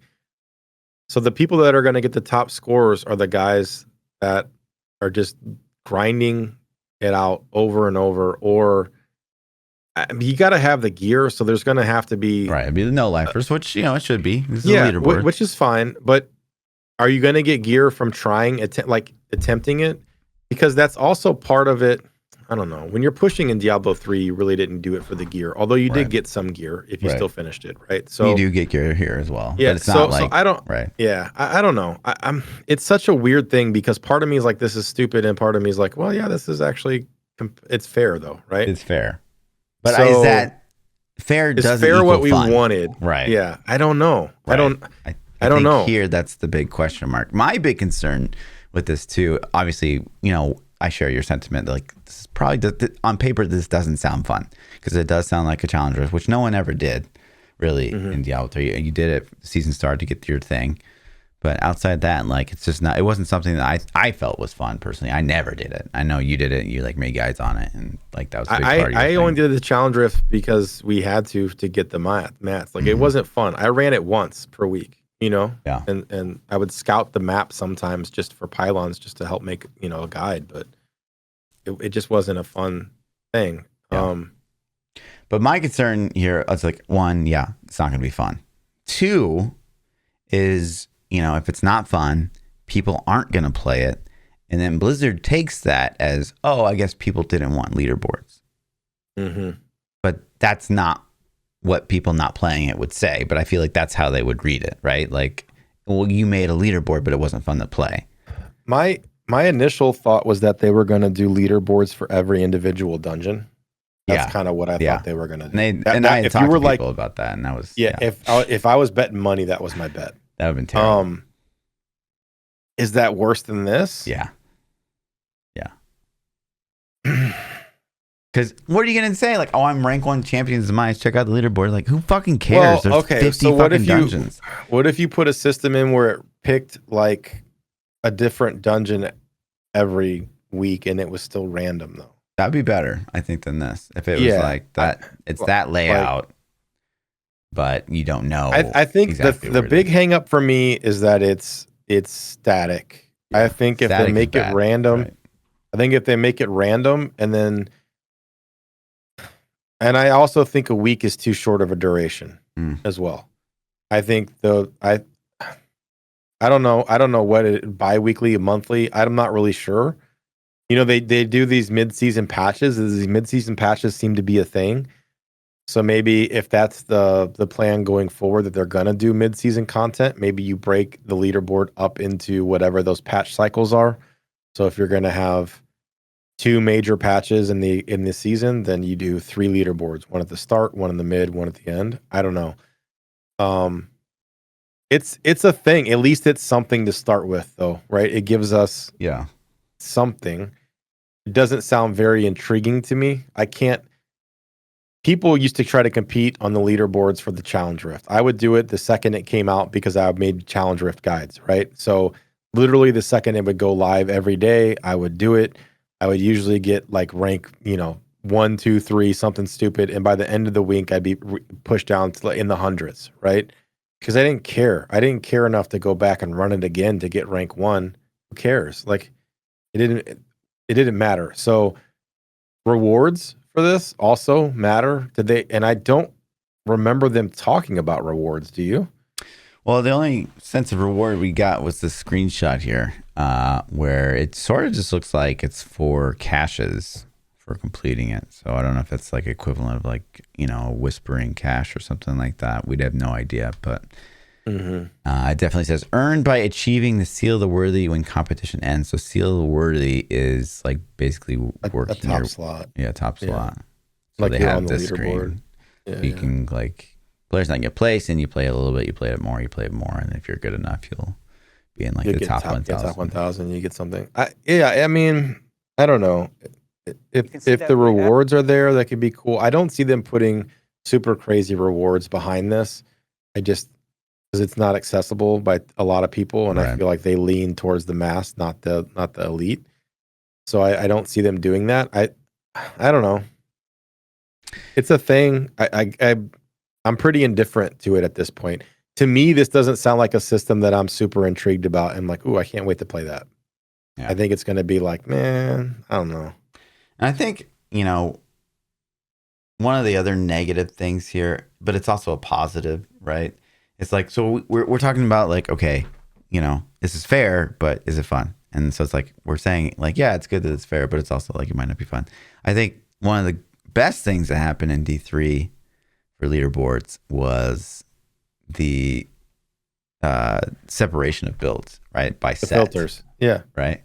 I think the set leaderboards were just like, I think that was such a win for Diablo 3. And this will at least have classes. They'll have classes, and that's it. So Yeah, classes, but no 2 man, sets. 3 man, 4 man. Well, But they obviously don't we have can't, sets, right? There's no sets, which is a good thing. We don't want sets. But at the same time, it's just like, but then could you be like, well, we'll do it by most used skill, but then they have things like malignant rings, and like malignant rings will just like spam corpse explosion for you. So then it's going to think like everyone ran corpse explosion. So like that's obviously not a system that's going to work. So I don't know. I'd be curious to see like, will we ever get, or is it literally just going to be like, hey, Bone Spear every week for the next year until something else gets just as powerful? I don't know.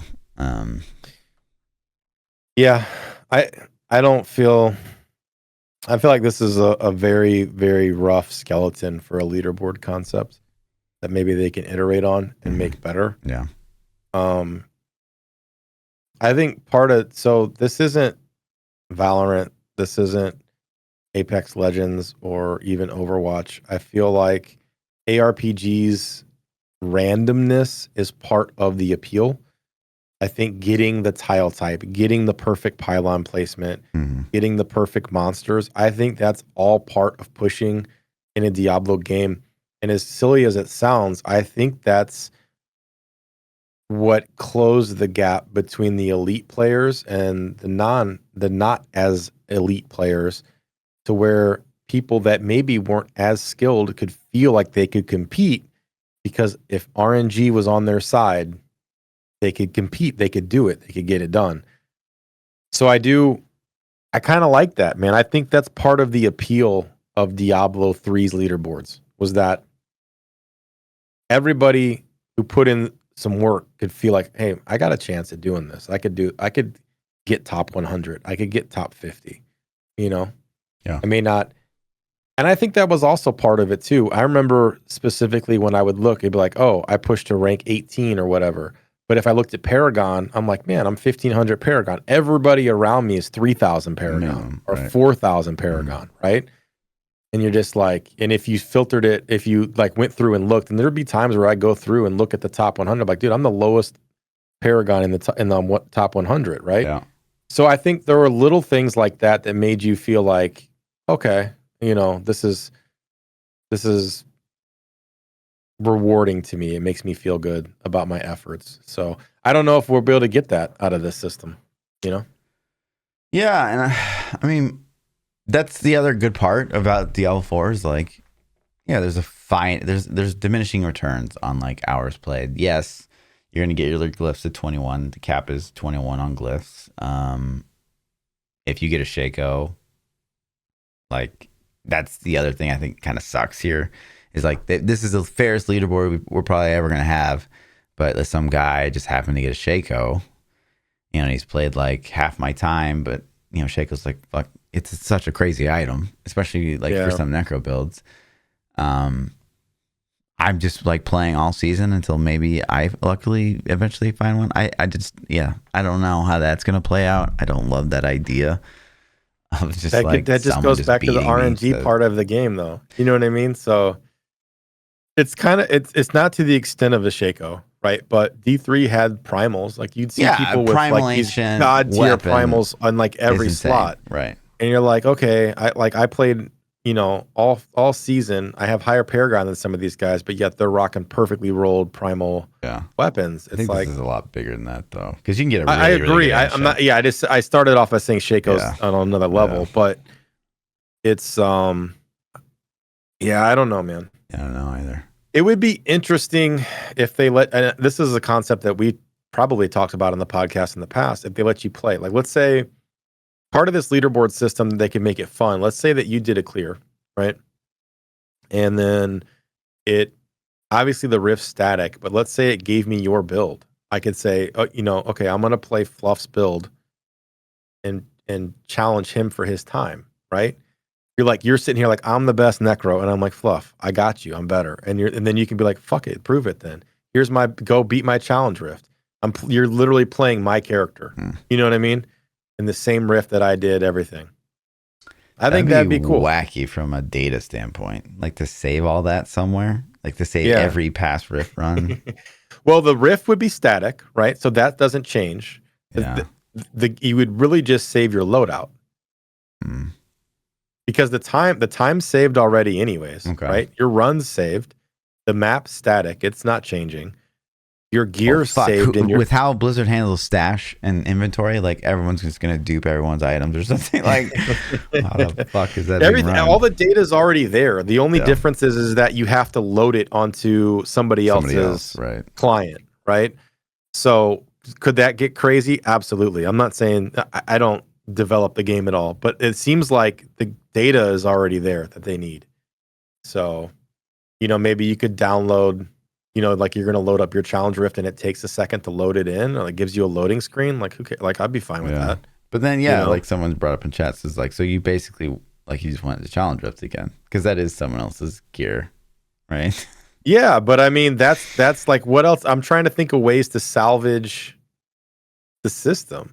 And the challenge rift lets you play some random than fucking challenge rifts again. No. I'm not saying replace what we currently have with that. I'm just saying it would be a nice addition to. And not only that, the challenge rift is some random bot selected rift, which is literally an automated selection. So it's not manually picked out. It's a bot picks it out.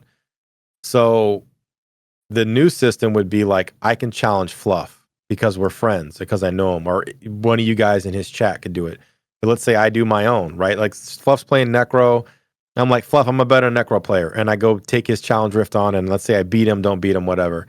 And Fluff's like, I'm a better source than you. And so he jumps on and does my challenge rift as a source, right? And so he plays it.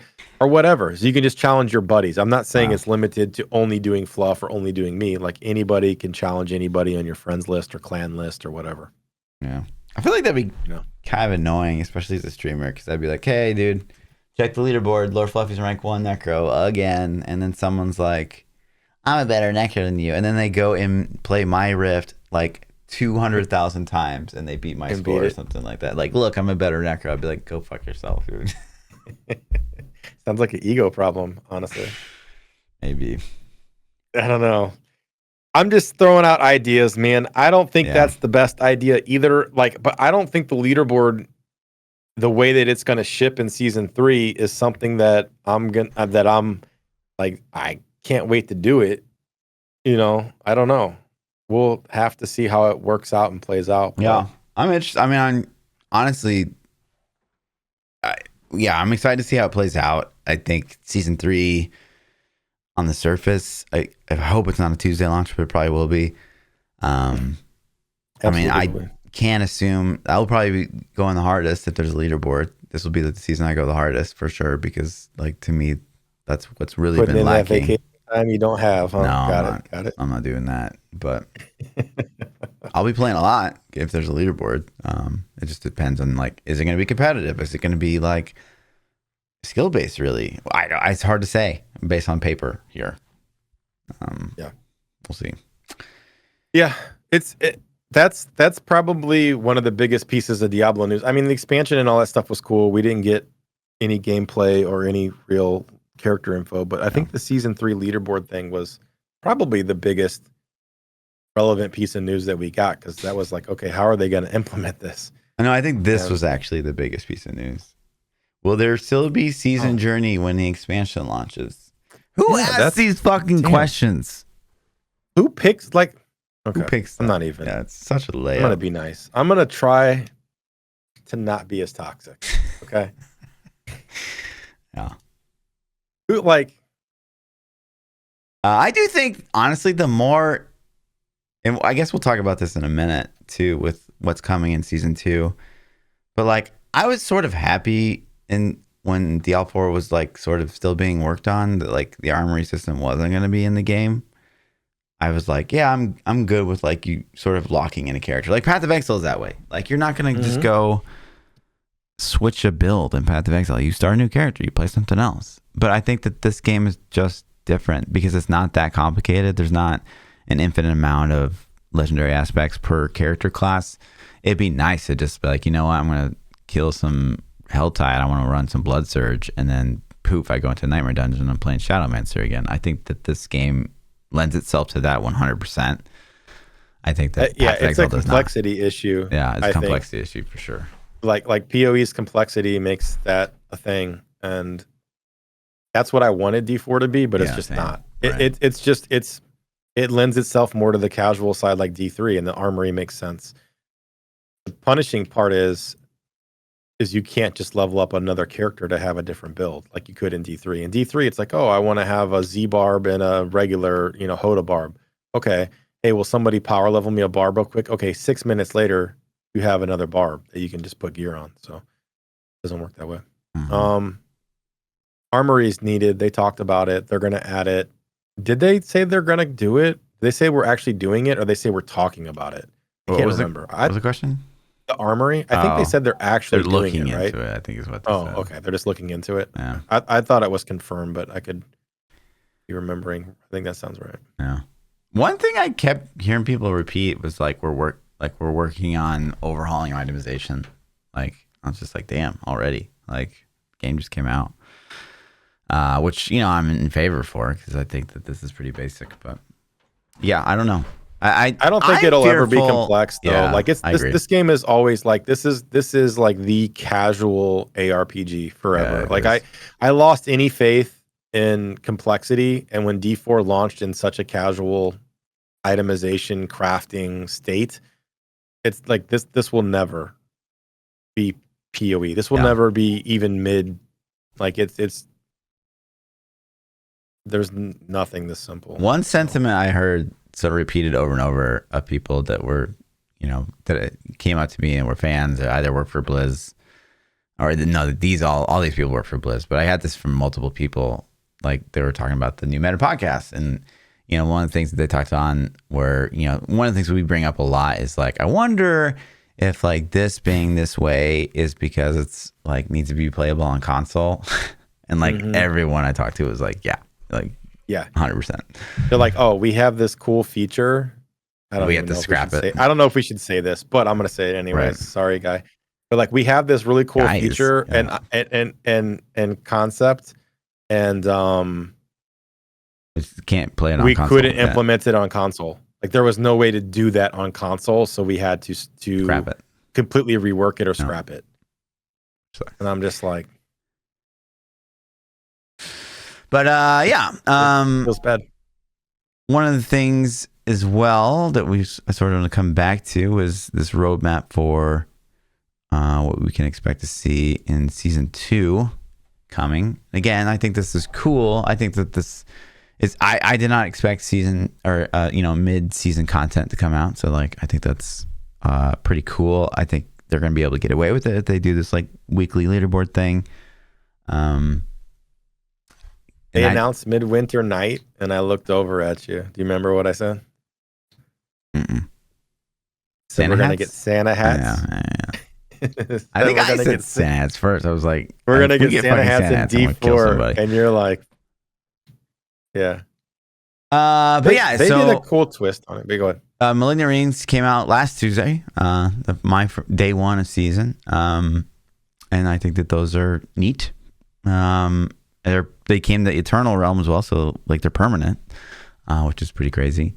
December 5th, we're getting the Abattoir of Zir, and I think that this will probably be one of the biggest changes for Diablo 2 or Diablo 4 period. This is finally something like right now you can push Nightmare 100. It's sort of like killing Uber Lilith. It's like, cool, I did it. High five myself. Whereas Abattoir of Zir is quite different because like there's gonna be 25 levels of difficulty, and then there is this glyph that you can only level in Abattoir Azir. And I think based on how high you finish is like how much XP or something you can give this thing. But this thing scales up to level 200 and is crazy good because it grants 50% bonus to all rare nodes within range. Bonus is increased by 10% every 10 levels. So this thing just range just keeps fucking growing like crazy. Plus, for every 5 core stats purchased in range, you gain increased damage. So, wow. It's gonna be like extra juice. If you weren't OP enough, right? Just wait. Just wait until that thing comes out. So that's kind of cool. You know, something to grind on. Like I feel like this will probably be really hard to get to level 200. It's something to just like continuously farm, which I think is sort of missing. Other than, you know, I think that the pull to sort of just continually farm Duriel isn't that enticing. I think it's cool. I'm glad that there's sort of something to do, but like sort of just farming Duriel over and over, going in and one-shotting him, it feels very much like Hellfire Amulets in Diablo 3, which was just not fun to just do over and over. It's fine if it's like, finally I got the mats to fight this guy, and you go in, it's just like super challenging fight. It takes 10-15 minutes, but you can only do it like once. You know, you farm this thing for all week, and you finally got the mats to do it, and then you finally get to do it, and then there's that adrenaline rush. But I think just like farming mats nonstop and running like 10 Duriel runs a day, and he's like gets one shot. It's just so much like Hellfire Amulets that I just like want to gouge my own eyeballs out. So I'm hoping that this Abattoir Azir is really, you know, a good placeholder for some endgame content, and really a way of pushing builds. Because again, there's nothing like you put a build together and it's just like, well, it can do all the content. Obviously, like every build a guide I see on YouTube is like farms all content. I was like, well, it doesn't mean anything in the current state of the game. So hopefully, you know, this will limit good builds down. So you just reminded me of a little bit, because as you're sitting there talking about that, I was thinking about the lack of end game that D4 has, right? Like that's the problem. The problem is we don't have end game content that at least that I wanted. And I was thinking like, what do they do? Like, what could they steal from PoE? What could they steal from another game? WoW stole from PoE. WoW literally stole delving from PoE, and they're putting it in the next expansion. Right. They even called it delving. Nice. They even used the same name. Like they have a little light box that you're going to follow. It's like candle system that, you know, you have to, it's not going to be randomized like delving was in PoE. But it's the same concept for the most part. And it's just, I'm like, that's cool. I like delving in PoE. Like I'm glad to see the WoW team breaking outside of the box and stealing. Somebody clearly played PoE and was like, yo, this is cool. Let's do this in WoW. Yeah. The Diablo 4 team, Diablo historically has been so good at stealing other people's content and making it better. Blizzard. Diablo doesn't do shit. Okay, let me I'll rephrase that. The Blizzard team, historically has done that for all games, right? And they've been so good at it. I really want Diablo 4 to do. I mean, they haven't innovated anything like we wanted them to. Only thing that Diablo 4 is stolen from is fucking D3, and they keep like bringing more things in from Diablo 3, but it's just like sort of refaced. They didn't innovate at all, which is like that's what they needed to do to make D4 what we wanted. But like even that is they didn't steal. Like they could have stolen stuff from PoE. They could have stolen stuff maybe from like Wilson, but from Lost Ark. I mean, God, there's so much shit in Lost Ark. I would have been ecstatic to see in D4, but they didn't do any of that. So I really hope at some point they can play these other games and steal some of their stuff and improve on the systems and make it better. I don't know. So, and then lastly, so that's coming December 5th, which is what, a few weeks away still, sadly.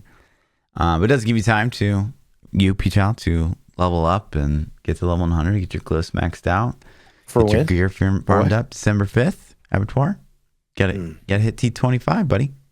Okay, we'll see. It's gonna be like me telling you to kill Awakener still.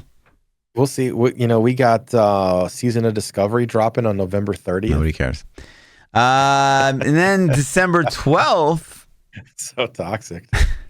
It's an ARPG podcast. It was just a week right after Abattoir. We're getting the Midwinter Blight. And as far as I know, the only thing I could see from the Midwinter Blight is it's purely cosmetic. So it's like it's a zone-wide thing, but the only rewards I saw and the only things I really talked about was that it was going to be cosmetic. Like some of these are cosmetic rewards, I guess. Yeah. Looks like a horse trophy or a back attachment. Yeah. I don't know. Which is fine. Like, you know, if it's like farmable content that just unlocks some, if it's like something to do for like a new armor set, yeah, I'd probably knock it out. Cosmetics are cool. Yeah. I'm down. Yeah. But it's cool. Still, I wasn't expecting anything mid-season for season 2. Yeah. I hate that. I think some of the cosmetics are cool. Like it's fine. Like here's an example. They put different cosmetics in for Halloween. A lot of times they'll put spooky stuff in. Like there's some games that I play that they always put like a skeleton costume or whatever in the game. And then that skeleton costume is there forever, right? After that point. So then it'll be like 5 months later and you still see somebody running around in a skeleton costume.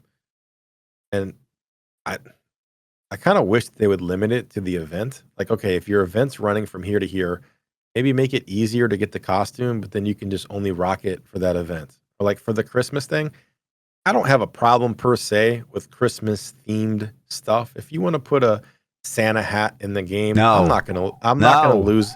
Listen, I'm not gonna lose my mind over it if it's there for 2 or 3 weeks, right? But if it's there forever, it's stupid. Like you have to remove it. It's there at all when you patch that. This is Diablo. You could make a Santa Diablo hats themed season hat though. You could make like some kind of skeleton bone hat, kind of like they did, right? Like that's cool. If you want to make Christmassy themed like blood and gore and guts, that's fine. But just take it out after the blood and after this event's done, right? I don't want to be like mid-July and I see a dude running by in a Rudolph horse transmog skin. Right? I don't want to see it. I think that takes away. I think there's nothing wrong with getting in the spirit, in the holiday spirit. I think it's fine. I think it's fine, Scrooge McFluff. Not in Diablo. So there's no happy-go-lucky festive thing about Sanctuary. It's like death. There could be. They were Desolation. partying when they drugged you up in the very beginning of the story, remember? True. But like, were people wearing Santa hats or? They could have been. They could have been in the holiday spirit. They were in the Lilith spirit. Keep your Santa hats. Keep your cosmic wings. Keep your fucking butterfly bullshit out of this game. Butterfly wings. You don't want cosmic wings, huh? Hell no. But yeah, that's sort of it for, you know, as far as side conversations are concerned. I can't really think about anything else. I will say, in summary of my conversations I have with people that work for Blizzard, I will say, and I'm not saying this because it's like I'm shilling out or anything, but I will say that I felt like everyone I had a conversation with, their vision for the game is correct. And I think that they get handcuffed a lot from the console thing that we already talked about. And I think that there's a big push, for like stuff to be out like tomorrow. And I think that's from the community and from like a business perspective, right? And so sometimes stuff gets rushed or, things aren't ideal. Decisions get made that, aren't great. But every person I talk to, like, especially this BlizzCon, like it seemed like one, they were a gamer, two, they're an ARPG gamer.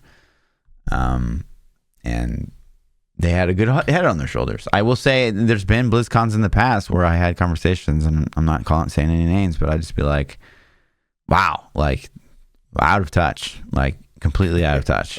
The couple guys that were responsible for D3 actually like getting content are now on the D4 team. So like it's really cool to know that the guys that we know I have some faith in them, right? They're on the teams making content, and I got to talk to some of them for BlizzCon and just be like, touch base, and it was really cool to get perspective and kind of just talk to them about things. So there's definitely some good people on the team.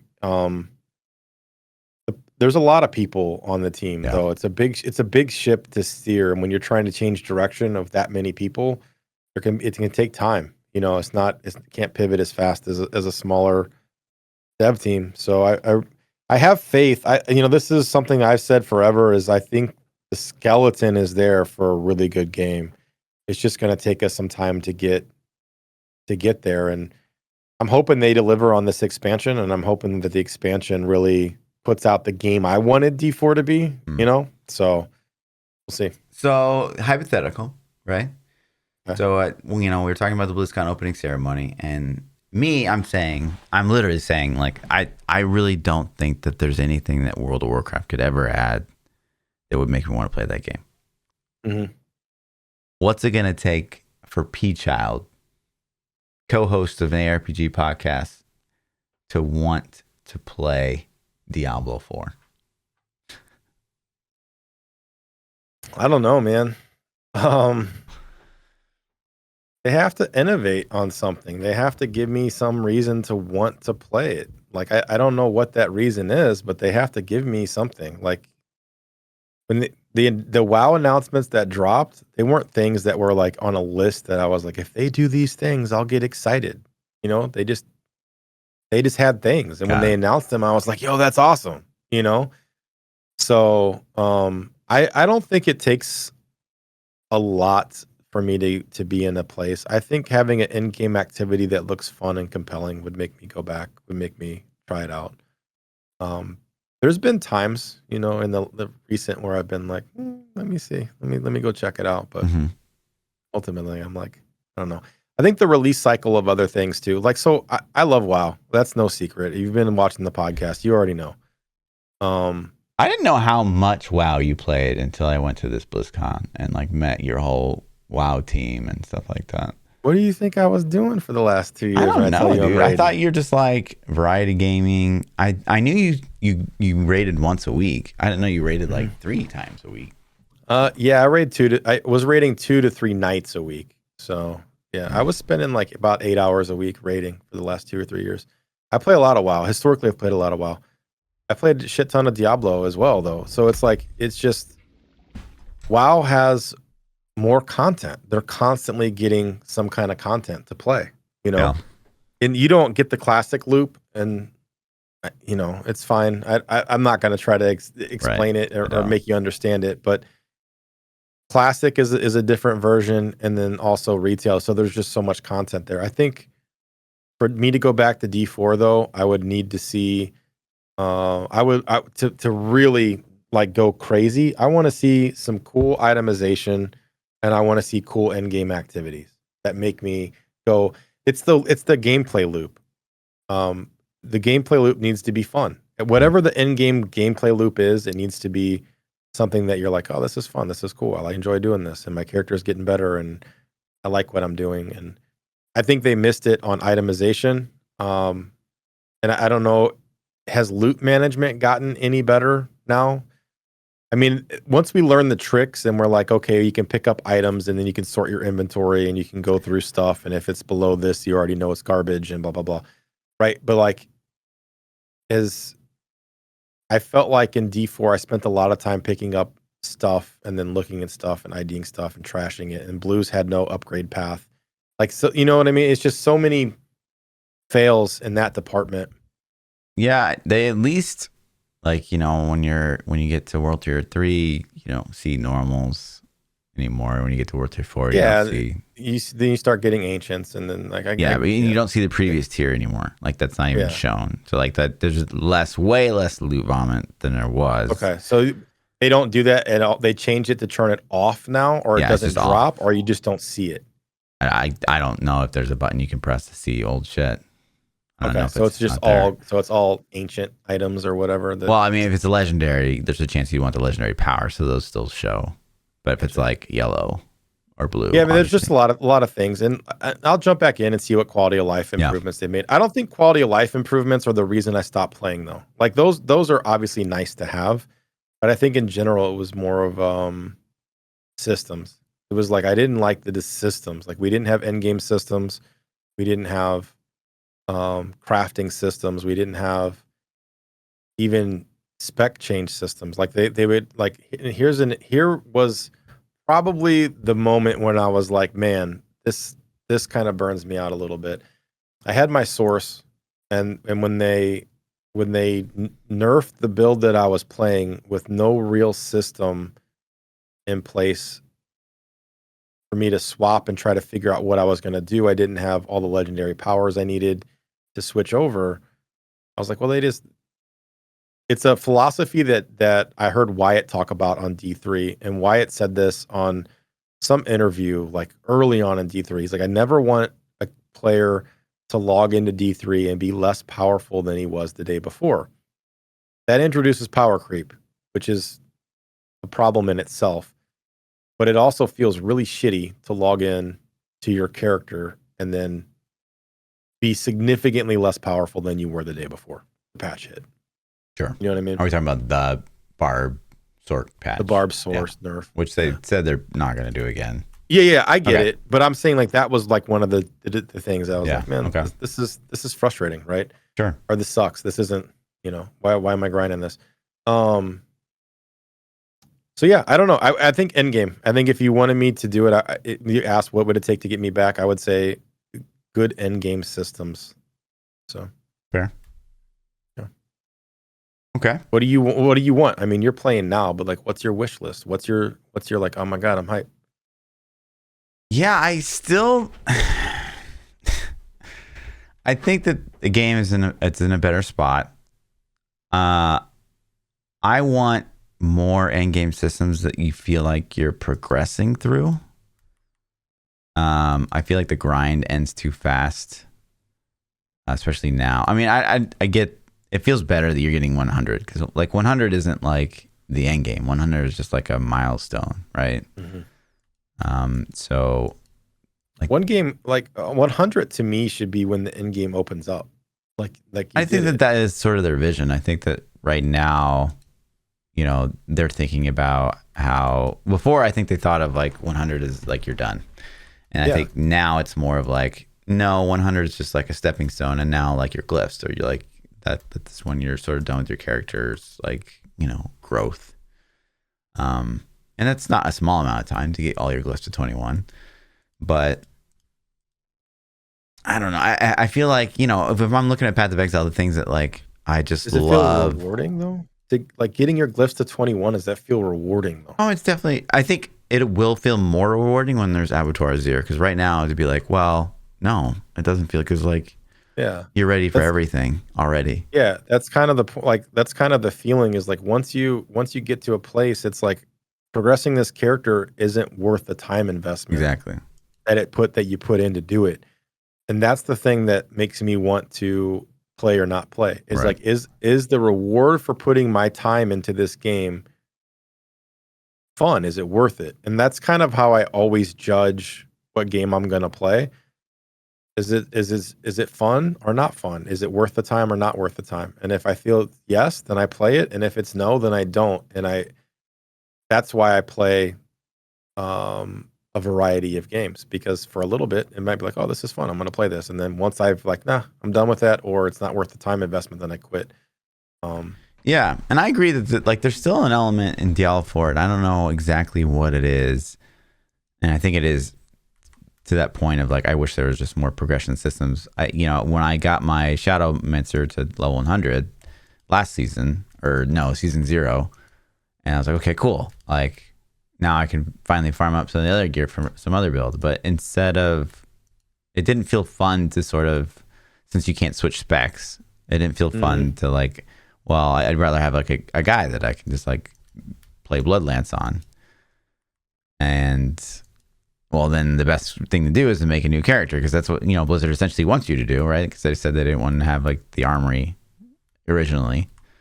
And so then I'm making a second character. And it feels sort of shitty to farm on the level 100 because I'm not progressing anything anymore. I'm just like waiting for a chance to get gear. And it's sort of like what Diablo 4 is now. Like, I'm done with a character. Let's just say I get this guy, because I'm going to get him to 21 glyphs at least.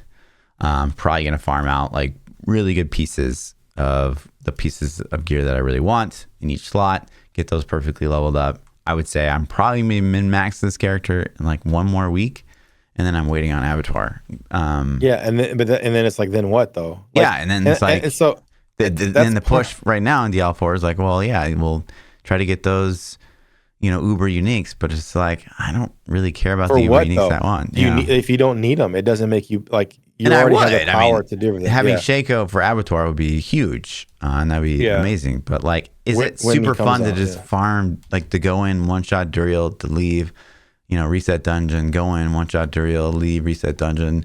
Is the dopamine that big? It depends. Did you play a lot of D2 or not?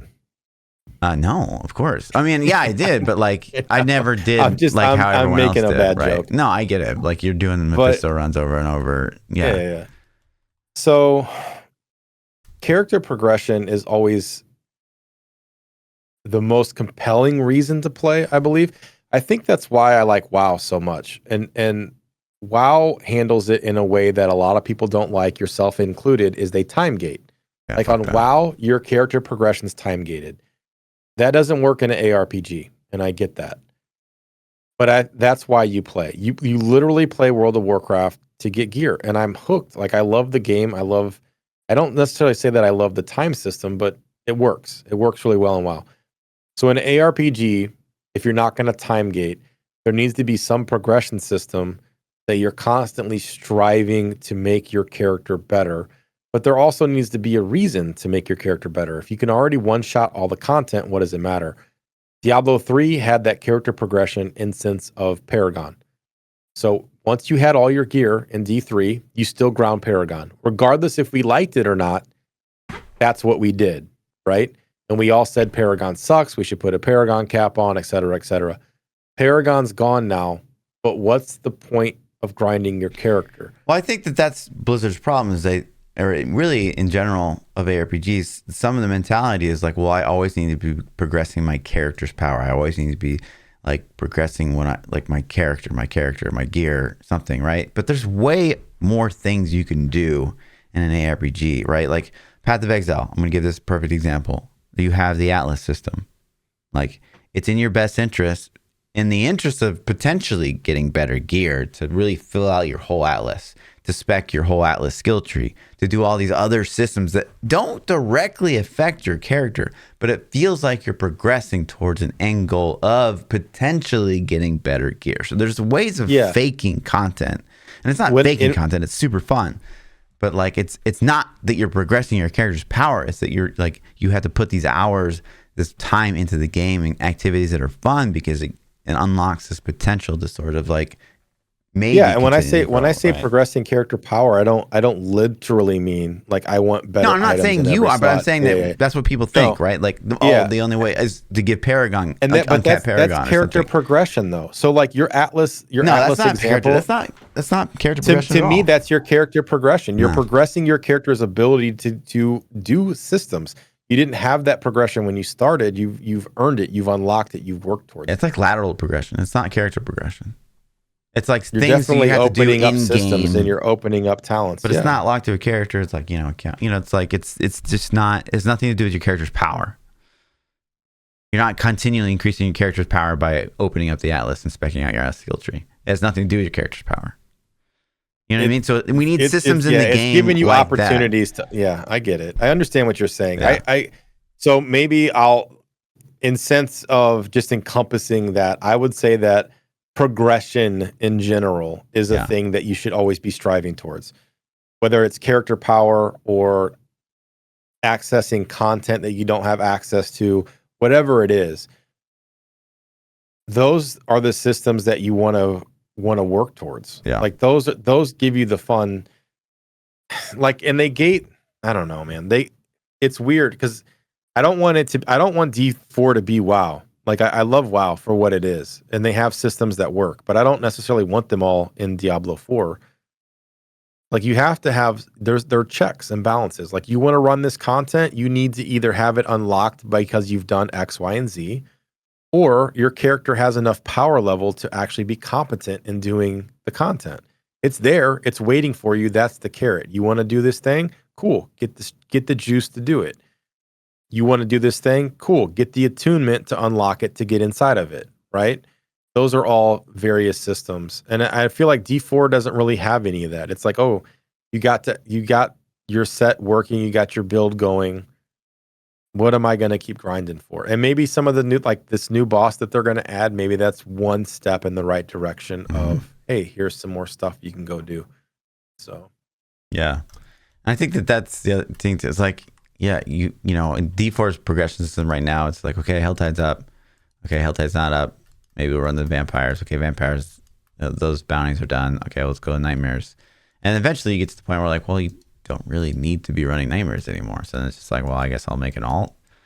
So I'm hoping that the abattoir will really fill in a piece of this game that's sort of missing. But I also don't really like this whole time constraint of, okay, Helltide's only up every 2 hours. Like if I need Helltide mats right now and it's just not up, I'm just like, shit. I 100% agree with that. That was a huge frustration point for me when I was upgrading items. Is like, oh, I don't have XYZ mat. Where does it come from? It comes from Helltide. Okay, so then I'm running Helltide and I get enough to do like one random reroll or one whatever I needed, right? And it's, okay, I'm out. When's the next Helltide? 2 hours, 3, whatever it is, whatever the timer was. I'm like, man, this is stupid. So like, I'm just now, okay, I'm logging out for an hour because I don't want to go do anything else. This is what I want to work on right now. And I think having systems like that, like they're mixing in time gating with a non-time gated game. Right. It doesn't make like, I get rid of that. I think Helltide should just be a thing there should always be one up, I guess. I don't like the fear of missing out of having to like I have to run Helltide right now because it's up. Otherwise I don't get to do it. Right. For 2 hours or 3 hours. Or the same for the world boss. Have they improved the world boss notification system at all? I swear, like I would be waiting on a world boss and I would do something and lose track of time. Or I would go there and it would like wig out and I'd have to relog and then I could never get into a boss room. Like there were so many times I had trouble. I think that I needed a big timer just to yell at me and be like, hey, Diablo IV, boss time, stupid. Go do it. It already exists, right? So there's helltides.com, which I'd recommend anyway. And then I mean, in game. Obviously in game. It'd be nice. Like Lost Ark has a system where you literally have like a calendar and you could set like a reminder and it's, you know, super robust, but it's also like, too robust. It's a me problem if it's on a set timer, like because it's on the top of the hour, like every 3 hours. I think now it's like way more clear because it is like a set, like once every 3 hours kind of thing. Whereas before it seemed like I would like check the map. Like there was a time where like I checked the map and it's like 15 minutes until world boss spawns, and I'm like, cool, I got time to go in and run this dungeon. And I went in and I did a nightmare dungeon, and I came out. And then it was like, I timed it. I was like, okay, I went in. It was like a 8-minute run or something stupid. And then the world boss timer just wasn't there anymore. And I ran and it was gone. And I was like, what did I miss? Like, was the timer off? Did I miss it? Like, what happened? And then I'm just like, okay, well, I guess in 4 hours I'll try again or whatever the timer was back there. So I don't know. I want a big, like, the option where I can check it and it's like, hey, world boss, ding, ding, ding, go do it. Right. So, but again, not a system I'm a super fan of.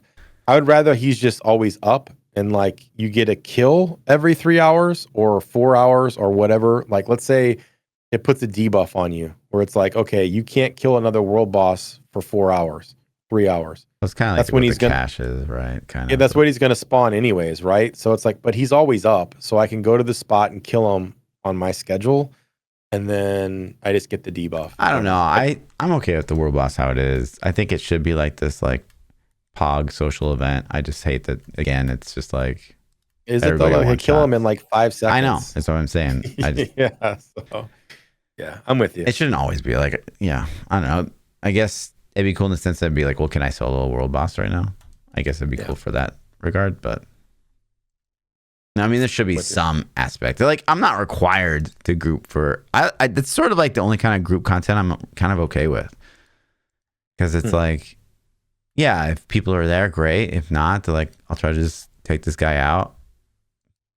But everyone's sort of pushed to this area at a certain time. Like, I'm fine with that. You know what I mean? Yeah. I can't argue it. Was there anything else BlizzCon related that we? I mean, I'm sure like there's stories and other stuff too. I'm sure, but the other thing that I really hated, I think I hate this more than everything, was that Blizzard was. I know you don't even care, but like everything was dry. All the events were dry, so like there's no alcohol. Yeah, yeah. They didn't want another Cosby Room incident. I get that, but so obviously yeah, overcorrecting. I don't know. yeah. It didn't matter to me personally because I don't drink. Right. But to people that like to have the adult beverage every now and then, there was absolutely no adult beverage permissions at any of the festivities that we were attended. So Yeah. like didn't matter to me at all. But as you know, on the other side of the fence, like you noticed it, and it was a bummer, I guess. Like I don't know. Yeah. Yeah. So, next pod, I'm sure we'll have more stories to tell from BlizzCon, but I can't think of any off the top of my head. Okay. PChild loves. Love hates. PChild loves. Ooh, I didn't think about a loves thing. Oh. Let's see. I feel like you've been playing. Like, how many games have you played since the last pod? There's got to be like a million. Oh things. man. Okay. Yeah, I got stuff. Like It's just off the top of my Cyberpunk, head. right? Yeah. I'll just rattle some stuff off. So first off, my brother got me hooked on Audible. I don't know if I've talked about this on the pod before. Maybe I have. I apologize if I already have. I don't read books for real. Like the only books I've ever read in my life was I read Lord of the Rings, like for not school related, right? For just my own personal pleasure. I read the Lord of the Rings trilogy, and I read Song of Fire and Ice, Game of Thrones, or Ice and Fire. I don't remember the real name now that it's been called Game of Thrones forever. I actually read Game of Thrones before the HBO even picked the show up. And then once they announced they were picking it up, I was super hyped. But I read those books. That's it. Those two series is like pretty much it. My brother has been preaching on me for years. He's like, check out Audible, man. It's so cool. It's so cool. It's so cool. So I had a work trip, and I was at the airport, and I'm sitting there bored. I'm like, let me check it out. So I checked it out.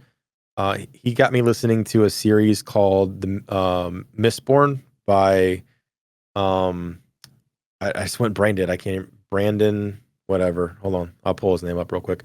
But anyways, I started listening to this series, and the shit's Brandon Sanderson. The shit's fantastic, man.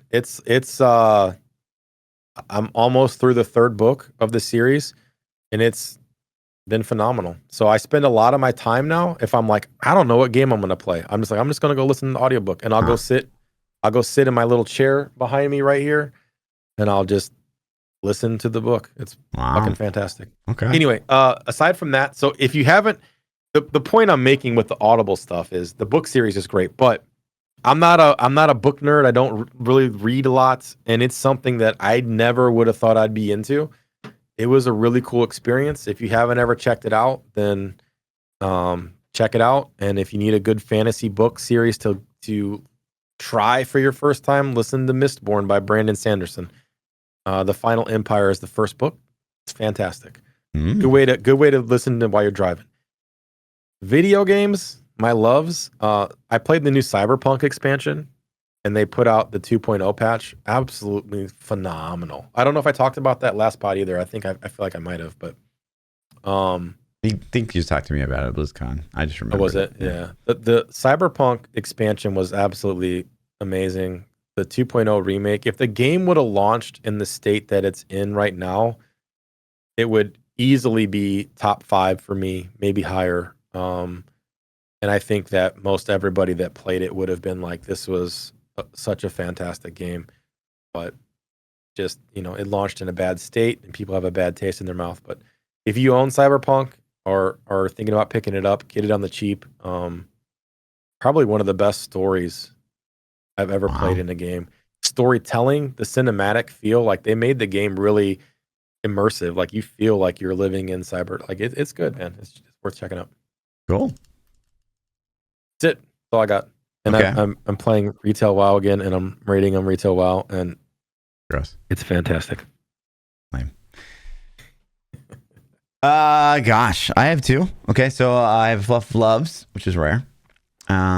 So, one of the Fluff hates is been hitting my protein macro. So we talked about health a lot at BlizzCon. The only things I care about in the current juncture of my life, I'm in great shape right now. I care about hitting my protein macro and staying, in the recent calorie range. And it's always been really hard because I'm a 200-pound guy. I've got all muscle on my body, so hitting 200 grams of protein every day is just difficult, right? Even in a protein shake that's like 23 grams to 30 grams. And so I'm like sucking down protein shakes at breakfast, lunch, dinner. And then I end up going over calories because like that's not free calories. It's usually like 200 minimum if you want to put it with some milk or something like that.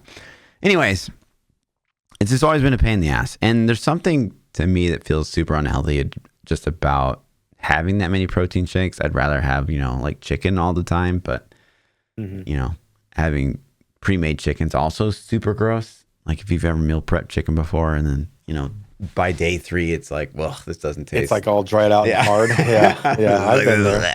So then you try to like boil it to warm it up to make it moist again. I've tried all kinds of weird stuff. Yeah, it's horrible. It's awful. And so another thing that I'm super guilty of is I can't keep snacks around the house. I can't keep sweets around the house at all because I just have no self-control. I know that about myself, and I'm really good about not keeping snacks around. So like that's not a problem, but it's always nice to have like a reward system. And so in the past, I'd be like, well, I'll just have a cheat day on a Saturday and I'll have like a pizza and I'll have ice cream. But then, it's not that cheat days are necessarily bad for you, but when you're me, they're terrible for you. So I'll be in like, 2,500 calorie deficit going into the weekend. I eat really clean, really healthy all week. And I'm like, okay, Sunday I'm gonna have a cheat day. And I can put down, honestly, like I can eat like you wouldn't believe. I can eat like 2 pizzas and probably like a whole tub of ice cream and still be like, okay, what's next? And so, in 20,000 calories. Yeah, Sunday. in one day, I'm eating 9,000 calories. And so, I'll still put on weight. So one of the things that's been really great for me recently is I have purchased myself a Ninja Creamy. It's an appliance that basically lets you make your own ice cream. So I make this really, really healthy ice cream that has like 50 grams of protein in it. I eat it every day. I eat ice cream every single day, unless I don't work out. So it's like my reward system with myself to be like, hey, if you want, that coffee ice cream at the end of the night, you better fucking go to CrossFit, buddy. I don't really skip workouts, but it's like a nice additional motivation, and it gets me in my protein macro because it's just like pure protein. It doesn't taste like, nasty, chalky protein. It tastes really fucking good. So yeah, it's been my super Fluff loves recently. It's like one of the best things that's happened to me as far as health is concerned. Fluff hates, man, I just have so many. I will say, so I posted the other day, sometimes I, post on Instagram to my story. I know you don't get on Instagram a lot, but I do travel stuff. I do, I party every weekend. I like to have fun. And, sometimes I post like workout stuff. I'll post my tennis score or like how many calories I burned, or, sometimes I'll post like how much I lifted that day, like some crazy CrossFit squat. And so, I don't know, like a week ago, I posted that I had hit like a new, I don't remember what it was. I was making like a back squat. It was like, I was doing 345 or something like that. And I did like 7-8 times. And someone like sent me a DM on Instagram. And it was like, you just don't seem like the CrossFit type. Like, you just, like, CrossFit people are so douchey. And I'm just like, one, like, I hate when people... Well, they clearly don't know you because you're clearly douchey. Yeah, I'm douchebag without CrossFit. No, but I hate when people, like, sort of, like, ick on someone else's, like, yum. Yeah. But 2, it's just like, well, CrossFit's a great work. I mean, it's just a great workout. If I go to do a CrossFit, it's not that I'm like, I know a lot of people there. Most people they're there to train for CrossFit competitions. Good for them. Again, I'm not going to ick on their yum, but I don't care. I'm not there to like, oh, if some coach comes up to me, he's like, I wouldn't give you a rep for that. I'm like, okay, cool. Like, I don't care. I'm just here for like, I'm there for a great calorie burn. There's CrossFit workouts where I burn like 970 calories because I'm going so hard. And I just don't get that from like, an hour on the treadmill or an hour on the Peloton. Like I just physically can't even hit that calorie burn. So to me, it's great. It's just a great calorie burn.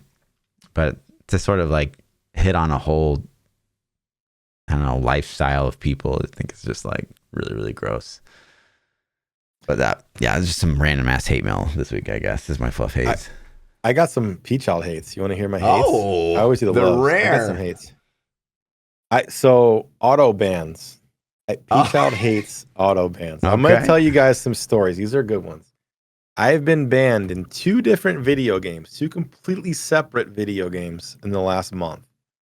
And the first one, so as I've talked about I don't talk about this game often. This is my guilty pleasure. I have historically Raid. always played Shadow Legends. NBA 2K. Okay. I've played 2K since the Dreamcast days, literally in 2000 when it came out. So I've owned 24 different versions of this game. I bought it pretty much every year since, inception. I've talked about it on the pod a little bit, not a lot, but I love basketball. I played basketball in high school. I played basketball in college a little bit. I love basketball games. It's the only basketball game. There's not another choice. They have like exclusivity rights with the NBA. So Okay. there's literally no competition, right? If you want to play a decent basketball game, this is the only one you have to choose from. So it kind of sucks because there's no competition.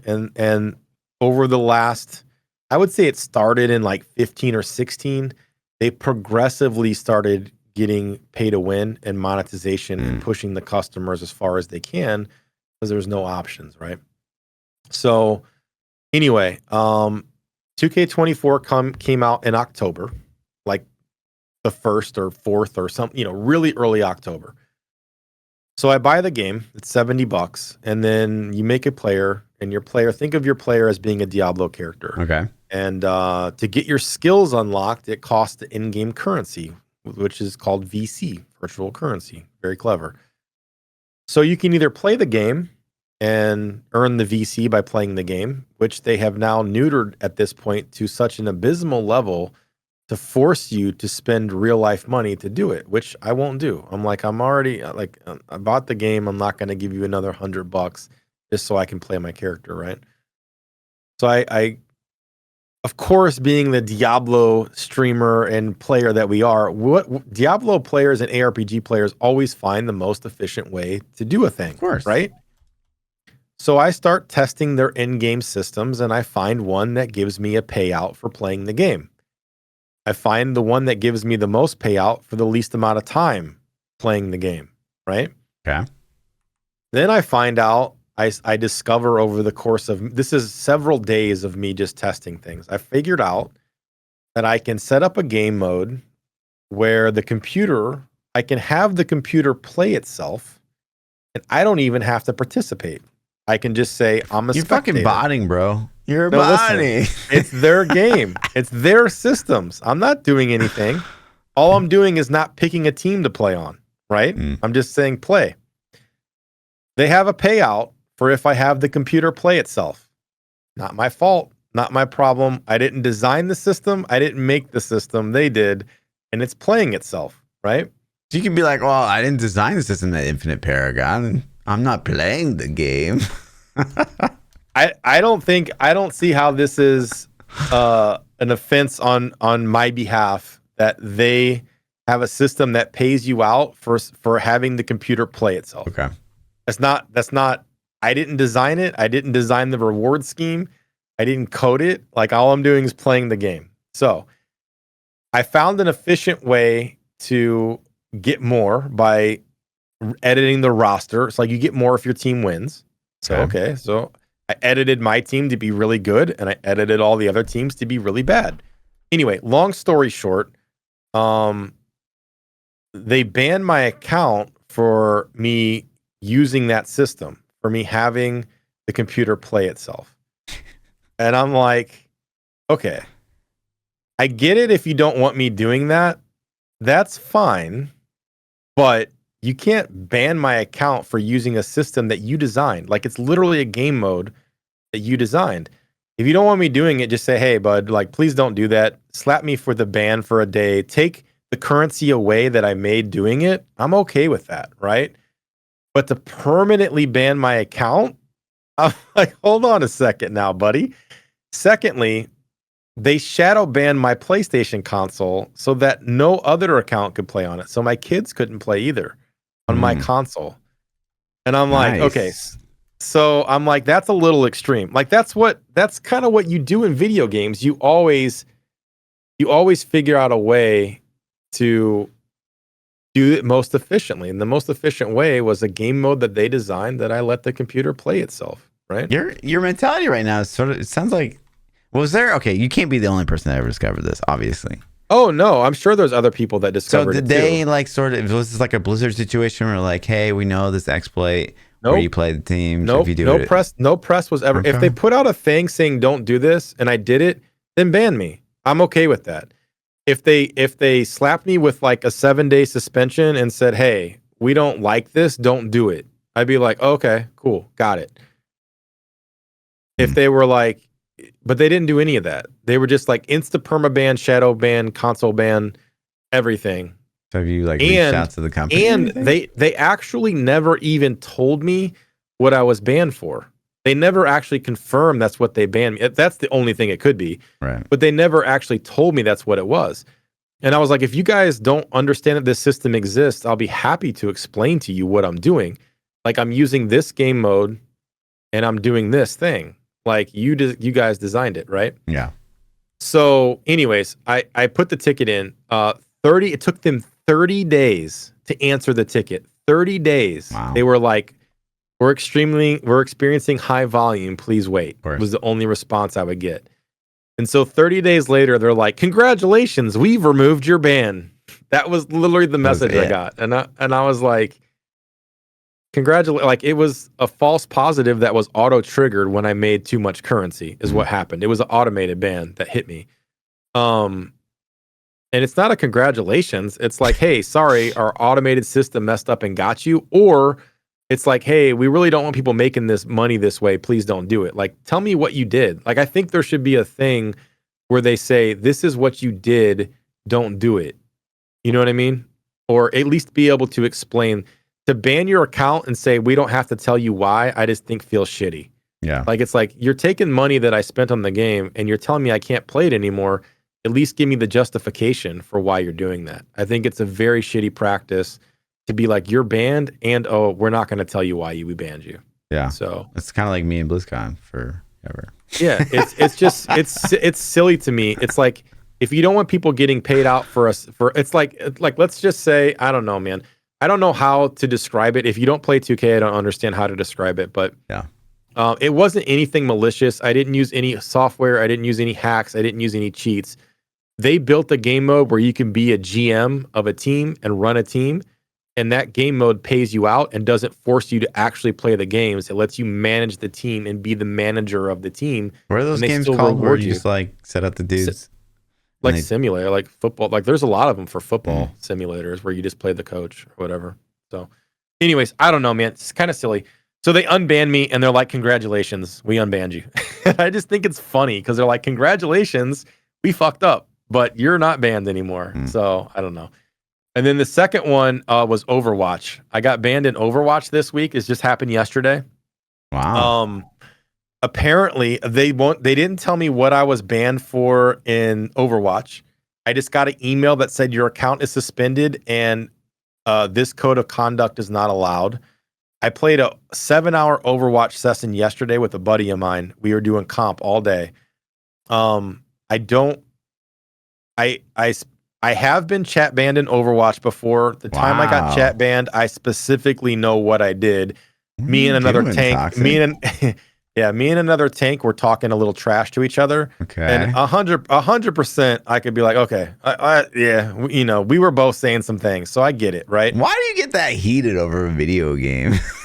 I really wasn't that heated, but it's just kind of like, he's like, hey, buddy, you suck. And I'm like, no, buddy, you suck in a not so nice way, right? Yeah. So, I don't take it personal at all. I just have fun I just roll with it and have fun with it, right? So anyways, I would assume that since that was on there, that was probably like 5 or 6 months ago. It's been a while. It's been a while, right? But since that happened, I was like, all right, I can't say things, right? Like I know that Overwatch will ban me if I the fuck are you saying? Are you like doing racial slurs or some weird shit? What is going on? Of course not. Like, of course not. Why are you getting banned? But you can just tell somebody to eat something, you know what I mean? And What are you, 17? Use your words. yeah, a thing or two. So I'm like, okay, I'm not going to be toxic, All right. So I got banned. I got banned yesterday in Overwatch for saying some guy accused me of being a Smurf. Which, if you don't know what a Smurf is in a game, a Smurf is when like a high-rated player will like lower the rating on purpose to go farm. Why the fuck lower is that called skilled. a Smurf? They call it a Smurf. I don't know. It's just a thing. So like, let's just say Fluff, the pro Halo player, his account gets ranked really up. So Fluff goes in and loses like 100 matches in a row. So he goes and fights low-level players, and then he can just crap on them really hard, right? So this guy was like. Moria, like I was playing Moria. I'm a Moria main, and he's like Moria smurfing, blah blah blah blah. And so my response to him was, "I'm not smurfing. You're just bad, bud," Okay, or something fair. like that. Sure. That's literally the one thing that got me banned. And the second thing was, in that same game, he said he made I said I typed something out. And I think I said ass. I was going to say ass in it. And I'm like, nope, don't want to get banned. So I erased it. And I said, nope, you're just bad. I think that's exactly what I said. Nope, you're just bad. And then after that, he said something back. And I said, dunked on LeBron James. And I say that all the time, just kind of be funny. Like when somebody says something, I'll just say dunked on LeBron James. It's stupid and it makes no sense, but it's like not nasty. So I didn't figure I'd get in trouble for it. But apparently, that's enough to get you banned, man. So I don't know if it's like nothing I said was bad enough to even. I can't imagine. Like, I asked my buddy that I played with, I was like, did I say anything in chat that was bannable? And he's like, nah. Like, I can't imagine what you're banned for. So I don't know, man. So apparently I'm an asshole though, and so it's always GG's. You'll get them next time, Tiger. Glad someone agrees with me finally. So, people always think that you're the nice guy. It turns out you're the toxic one. I'm a nice guy. Yeah. Apparently I am. So anyway, I'm banned in Overwatch for 2 weeks. So whenever I get it back, I'm just gonna turn chat off because like. In my wildest dreams, I wish I could pull a chat transcript of my entire session yesterday so I could just go through it and pick out like anything that I said to just be like, okay, here's a list of the worst things that I said just to see how mild they are. Because it was like, you're just bad man and dunked on, So apparently that's enough in Overwatch to get a 2-week ban though. So yeah, well, rip. Yeah. Anyway, that's it. That's my hates. So we have Twitter questions. Yeah. Get into them. I'm still pissed off about that. Whoa. Yeah. Well, I can't say the P word, can I? P word. Yeah, pissed off. Oh. PChild. That's a ban. To say that here. That's a ban. I can't even. I'm surprised. Actually, I haven't been forced to rename yet. If you guys want to submit questions to the podcast, you can jump in our Discords. Both of us have Ask the New Meta sections. When we do the next podcast, I'll compile those and throw them in a list so we can talk about the things. First episode we have comes from Coda. Coda says, rate this BlizzCon versus the others that you've been to. That's fair. That's a fair question. So... Again, from a news perspective, best. From a energy perspective, it's going to be really hard to top 2019 because the energy was high. Everybody's in a super good mood. Alcohol was allowed. So, like, the after parties were really fun. Yeah. I don't remember. So maybe, I don't know. I don't remember you drinking a lot at the 2019 one. Did you? Well, here's the thing. I don't remember. I can handle my alcohol. So I'm never like boozed out of my brain. I just have like a good buzz, cause like I'm a fucking introvert. Like I know it seems like an extrovert cause I go out a lot and stuff like that, but I'm an introvert. So like a little, social medicine sometimes gets the jokes flowing, and just makes me more of a social butterfly. I got you. Yeah. Okay, you need a crutch. I got it. I'm with you. Yeah. So what's your rate? So your rating is 2019 number one. 2019 number one. Obviously, 2018's dead last. 2018 is like, can I get a refund, please? And wasn't apparently good for me at all. 2018. So yeah. So you go this one or 2019, 2023, 2018. Yeah. BlizzCon line I won't really throw in there since it wasn't a real event. It was still better than 2018. I will do the same order. I think that 2019 with Diablo 4 was just so hype. It was pretty awesome to be there and experience that. Yeah. This one to me was really, really good though, because I'm a WoW player. And as a WoW player, we got so much juice for WoW. Made me super happy. So I put this one as a very close second. And then 2018 was like literally if I could get my money back, I probably would. So it was spending thousands of dollars to just go get smashed down was not fun. I mean, 2019, like, God, I still think that cinematic was probably the best Blizzard's ever done. For 2019? The Lilith. It was good. Yeah. I think, it was good. This WoW cinematic looked really good. It looks good, but it sucked. It's boring. So yeah, I think that was so good. Plus, we got the demo to play, so just like sitting there spamming the demo and like getting our actual hands on it. Like it was there was a lot. I felt like there was a lot to do. I will say this one, I had some WoW buddies that I raided with at BlizzCon, and it was cool to just meet them and run around. I didn't have as much time to run around and look at demos. I didn't look at any of the StarCraft stuff the whole time. Like I was running around and doing, StarCraft stuff. Did I say StarCraft? Yeah. I'm in Overwatch. Yeah. Okay. Well, there was no StarCraft at BlizzCon, by the way. Yeah. Or Heroes of the Storm. There was no hero stuff because I guess that's officially dead. Right. I didn't look at any of the Hearthstone stuff, but I really don't care about that, so I'm not upset. But I would have liked to have gone and seen more of the Overwatch. I didn't watch any of the Overwatch panels. I haven't done any of the Overwatch stuff. So at some point I want to go back and kind of just watch the panels and see what they changed and what's coming down the pipe. Because I do like Overwatch. I think it's a fun game. Their auto ban system definitely needs a rework, but everything else about Overwatch is pretty good. Intended. It seems like, you know what? Like, man, I'm still pissed about this. Listen, the Overwatch stuff feels like the ban in Overwatch feels like participation trophy central. It's like, how dare you tell somebody like, okay, hey Tank, your positioning's bad. Get back around the corner. You know what I mean? Oh, don't tell me how to play. I still want to know what you said. I don't believe it's like get dunked on, dude. I swear, get dunked on Bron James. I don't even put LeBron. Your mom should have dunked you as a child. No, or some crazy I didn't. Shit. Like after the last ban. So listen, I got banned like 5 months ago, right? And it was so frustrating to try to play because they still let you queue for. The silly thing is they let me queue for comp with a chat ban. So then I just couldn't communicate. So we would be in the game and I'd be like, hey, Tank, I'm doing XYZ, right? You couldn't tell somebody. You couldn't communicate. So it was frustrating. So after that happened, I'm like, okay, you got me. Like, and that one was warranted. I get it. Like both of us probably got banned because we were both talking trash.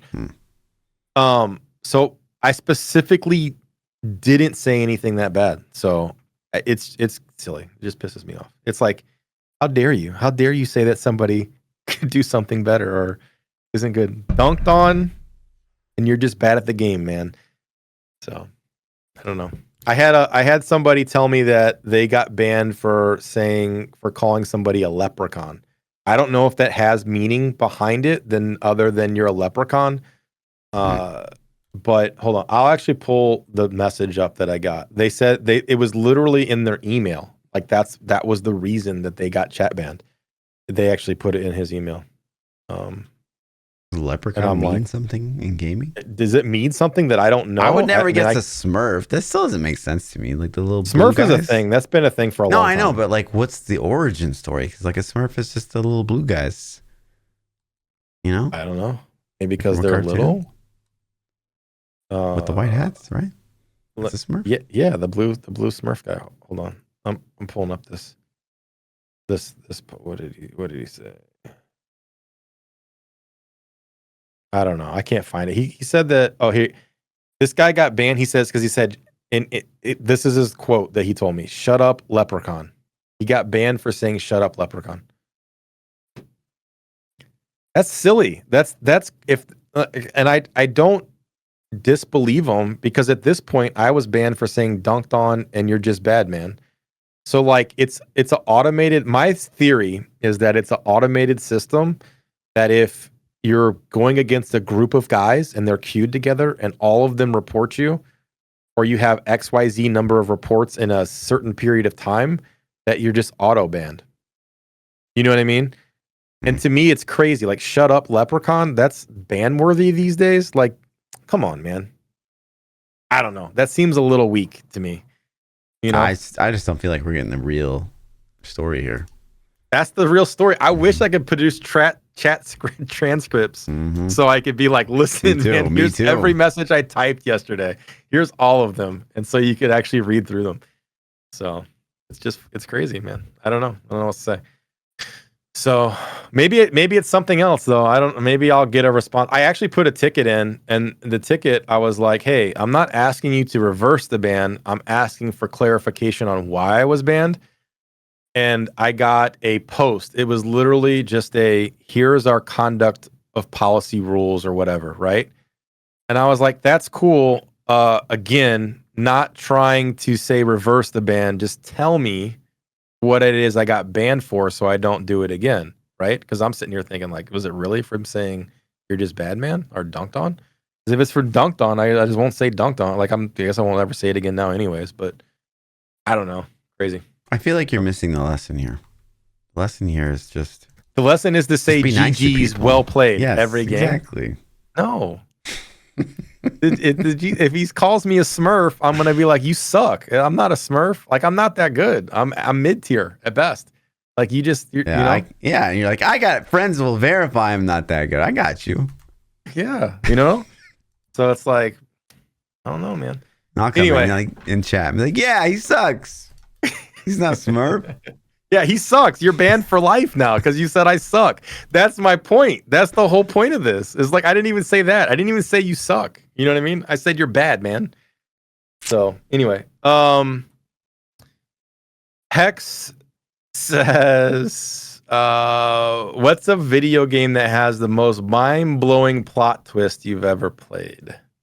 You haven't played any story game ever. I mean, I guess like Final Fantasy VII ages ago, and you know, spoiler alert, guys, but Sephiroth kills. Don't ruin it. Damn, that's like a 20-year-old spoiler, dude. I know.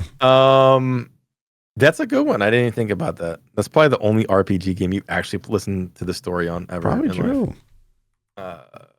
Plot twist? I don't know. Cyberpunk had such a good story, but it wasn't really a plot twist. It was just a good story. Man, I don't know. I'm trying to think of what, like, even a movie. What movie had a good plot twist? I'm drawing blanks right now. Dude, I watched. There was this pissed off movie. God damn it! What was it fucking called? It was totally unexpected. Archive, I think is what it was called. It was recent. You saw this recently? I saw it recently. I don't think it's a recent release, but I didn't expect exactly the ending. It was there was like a lot more layers.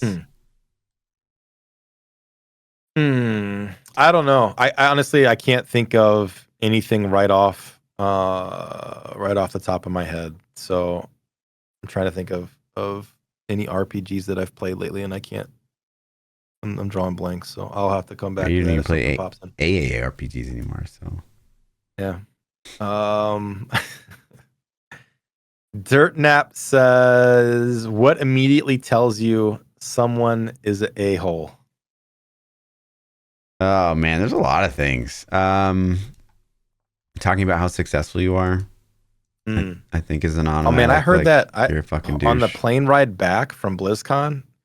Right behind me, two noobs that went to, and I get chat banned for that too, wouldn't I? noobs sitting right behind me in the seat that had Alliance shirts on. So I already knew they were noobs as soon as I saw the Alliance shirts. Wow. Like, you're gonna get this podcast banned. I know.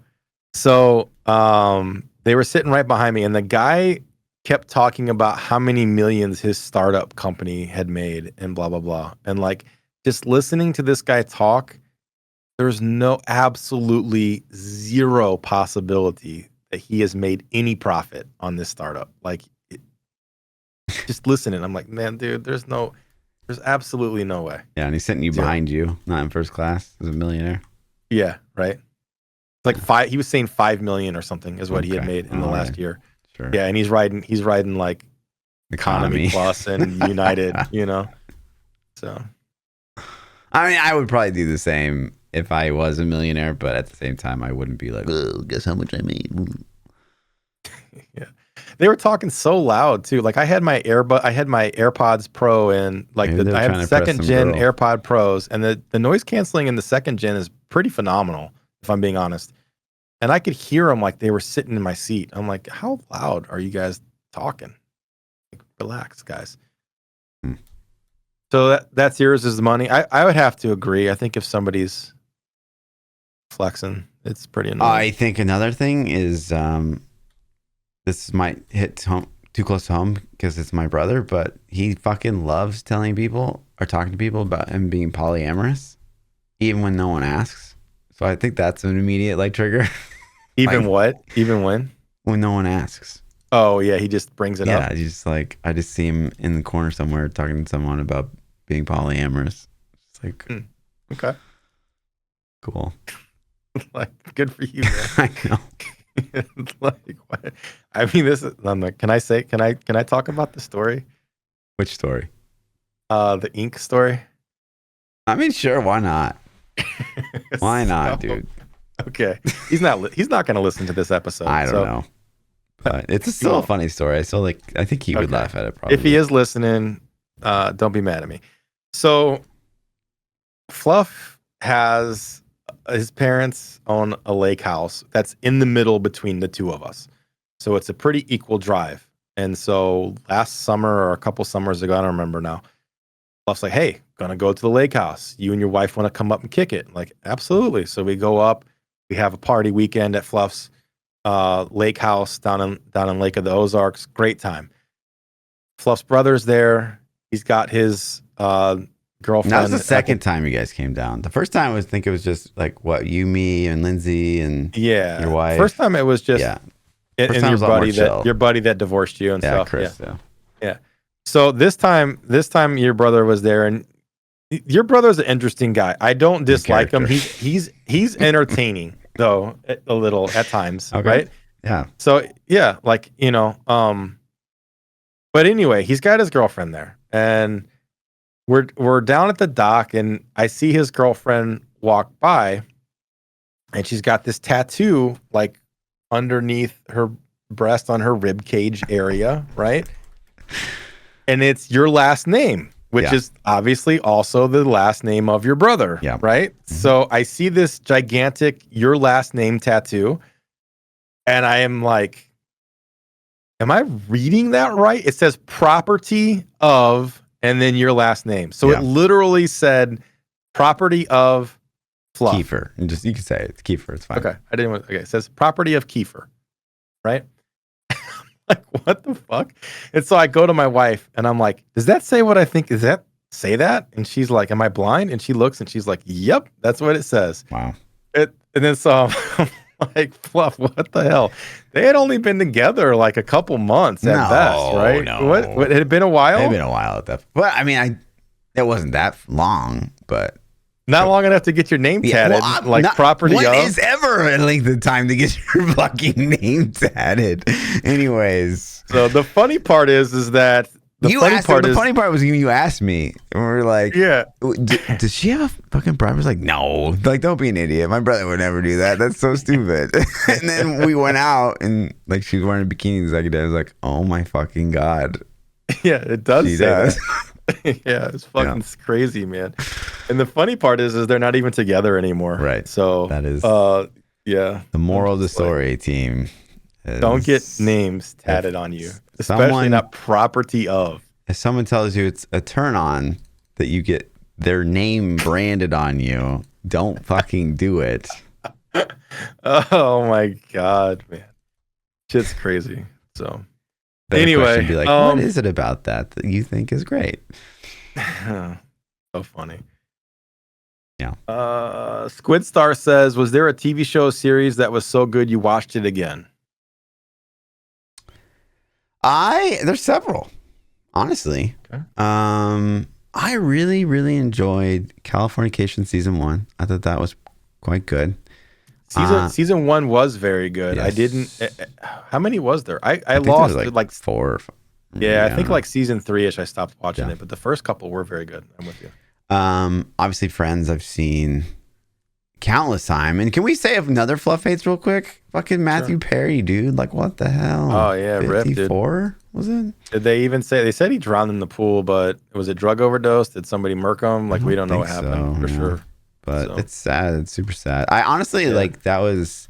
I think that's the first celebrity death, and I'm like, dang, because Matthew Perry, honestly, he was such a big part of sort of molding my humor as like a awkward teenager. You know, like he was just such a role model for me. So like that was like, dang, Chandler's dead. Yeah. It's a weird thing. It's funny, like if you go research and look, because I looked into it. I wouldn't say that he was a role model for me to that level. Like it didn't affect me as much as other celebrity deaths have in the past. But I definitely am always not intrigued by it, but interested in it. And so I did some searching and looking, and he actually had put a lot of press out about his struggles with addiction. Yeah. And he said that I'm going to be remembered from Friends. It's always going to be Friends. But he's like, I hope that people remember me for the help I was able to contribute to others with addiction. And he basically said, like, he was like, I'm fucking tired of Friends. Like, I have done so much better things in my life than Friends. And of course, that's all people are going to think of is Chandler Bing. Right. So, but like, he'd also be immortal for the rest. Yeah, forever. Human. So, it does suck though. Yeah. So. There's been a couple, like when Kobe died, that one hit to home because I was a huge Kobe fan my whole life, and then also Spock for some reason when Leonard Nimoy died, and it's like it's I'm not a crazy Trekkie. I do like Star Trek. I've watched lots of it, if not all of it, at some point. But that one was kind of like, damn, dude, that was like the first one where I'm like, I watched the shit out of this guy, and now he's gone. You know, so anyway. Other shows. I think I've rewatched The Boys. Maybe. Yeah. I would like say, The Boys. for me, in recent times, I think Better Call Saul was fantastic. I didn't Like I that. couldn't get into that one. That series was so it just like it took such a long time to actually get to the conclusion, but when it built up and you watched the final season, it just felt fulfilling. Like that entire series, if you watch it from start to finish, I think it's one of the few series that actually has an ending that does justice to how good the show was. Breaking Bad was very good too. I liked Breaking Bad, but I think that Better Call Saul was a better show. They're different, but I think it was a better show. And then also Game of Thrones minus the last season. The last season of Game of Thrones sucked. Obviously. Did you rewatch them? Like, that was the question, right? Did I watch Game of Thrones? Did I rewatch them? No, Yeah, that was the I have original watched. question. I've watched episodes. I've watched episodes of Game of Thrones again. Like if it's come on and I've just like, and then you don't flip for a second, and then you're just into it and you watch the whole episode, and I'm like, damn, this show was so good. I remember thinking it was one of the episodes that was on that I watched had Arya when Arya was visiting, and it's been so long since I've read the books or seen the show now. The faceless people that like taught her to be like an assassin. It was one of those episodes. Know the man's name. Yeah, and it was like, man, this shit was so good. Like they screwed that show up so good. Speaking of, did you hear about the Jon Snow spinoff they're doing? Are they? Maybe they're doing. Yeah, there's been like North of the Wall or some shit. it's called Snow, and it's like after the conclusion of Game of Thrones, it's going to be Jon back on the wall, like fighting the bad guys. The bad I thought guys were dead. The what are they called? White Blue-faced Walkers? Yeah, the White Walkers. He's going to be fighting White Walkers. I Oh. guess. I don't know, man. But it's but Kit Harington's doing it apparently. So Hmm. I don't know. Interesting. Anyway, yeah. So those two, I would definitely. I haven't watched either of them again, like repeat start to finish. But if episodes are on, I'll 100% just stay tuned and not flip the channel. Yeah, I'll always watch a Friends episode, even if I've seen them Yeah. each like 20 times. I'll do the same for Seinfeld too. I won't turn Seinfeld off hardly ever. I like Seinfeld a lot for some reason. Just showing your age. Yeah, I'm old. I know. Captain Bean says you're on death row. What's your last meal?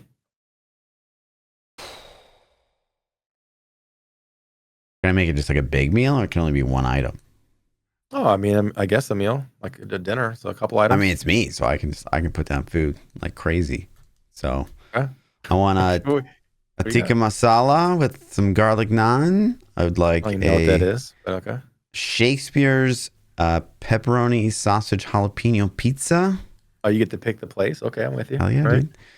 Okay. And then maybe a little dessert. I'll wash it down with some Cold Stone mint and dark chocolate Kit Kat ice cream. Okay, pretty. So I'm going out. For me, it would be. I think cannelloni is my favorite dish ever. Okay. Yeah, I think I would go with cannelloni with a mix of red and white sauce, which sometimes people refer to as pink sauce, which annoys me, but pink sauce. I like pink. And then, throw a little garlic bread in there with it and strawberry banana milkshake. Let's mix it up. Let's go. Strawberry banana milkshake. Okay. That's what I'm doing. Last question of the day. Kenzie88 says, if you couldn't play video games any longer, how would you pass time? What would your replacement hobby be? I mean, I already sort of do this. Or I'm in a lot of different avenues of hobbies. Like I wouldn't say I'm an influencer by any means on Instagram, but it's definitely been a platform I've been pushing, I guess, if I even call it that. But I'm really just posting like my dumb life and I make dumb videos. I always have. So I'd be pushing that a lot more. Obviously, motorbiking across different countries is a big thing of mine as well. So documenting that. Cool. Basically just living normal life, but no video games, Saj. If I couldn't play video games, I'd probably be in a lot better shape than I am now. I don't know. You going to the gym yet? No, Dude. man. What's it going to take? Heart attack. Can we talk about it? We talked about your brother. Can we talk about your kid? Hey, see, this is why nobody tells you stuff. You gotta Okay, learn. all right. Boundaries, bro. So, I don't know. I would say I would probably. I like to create stuff in general. Okay. So either whether it's music or art or something like that. I'm pretty naturally gifted artist. I have never put any effort into it. And I won a state competition in high school with a picture I drew in 5 minutes. Like I'm decently skilled. Okay. I would probably be a comic book artist. I've for some reason always liked to draw superheroes as much as. Why don't you submit to nerdy, that BlizzCon art contest we watched?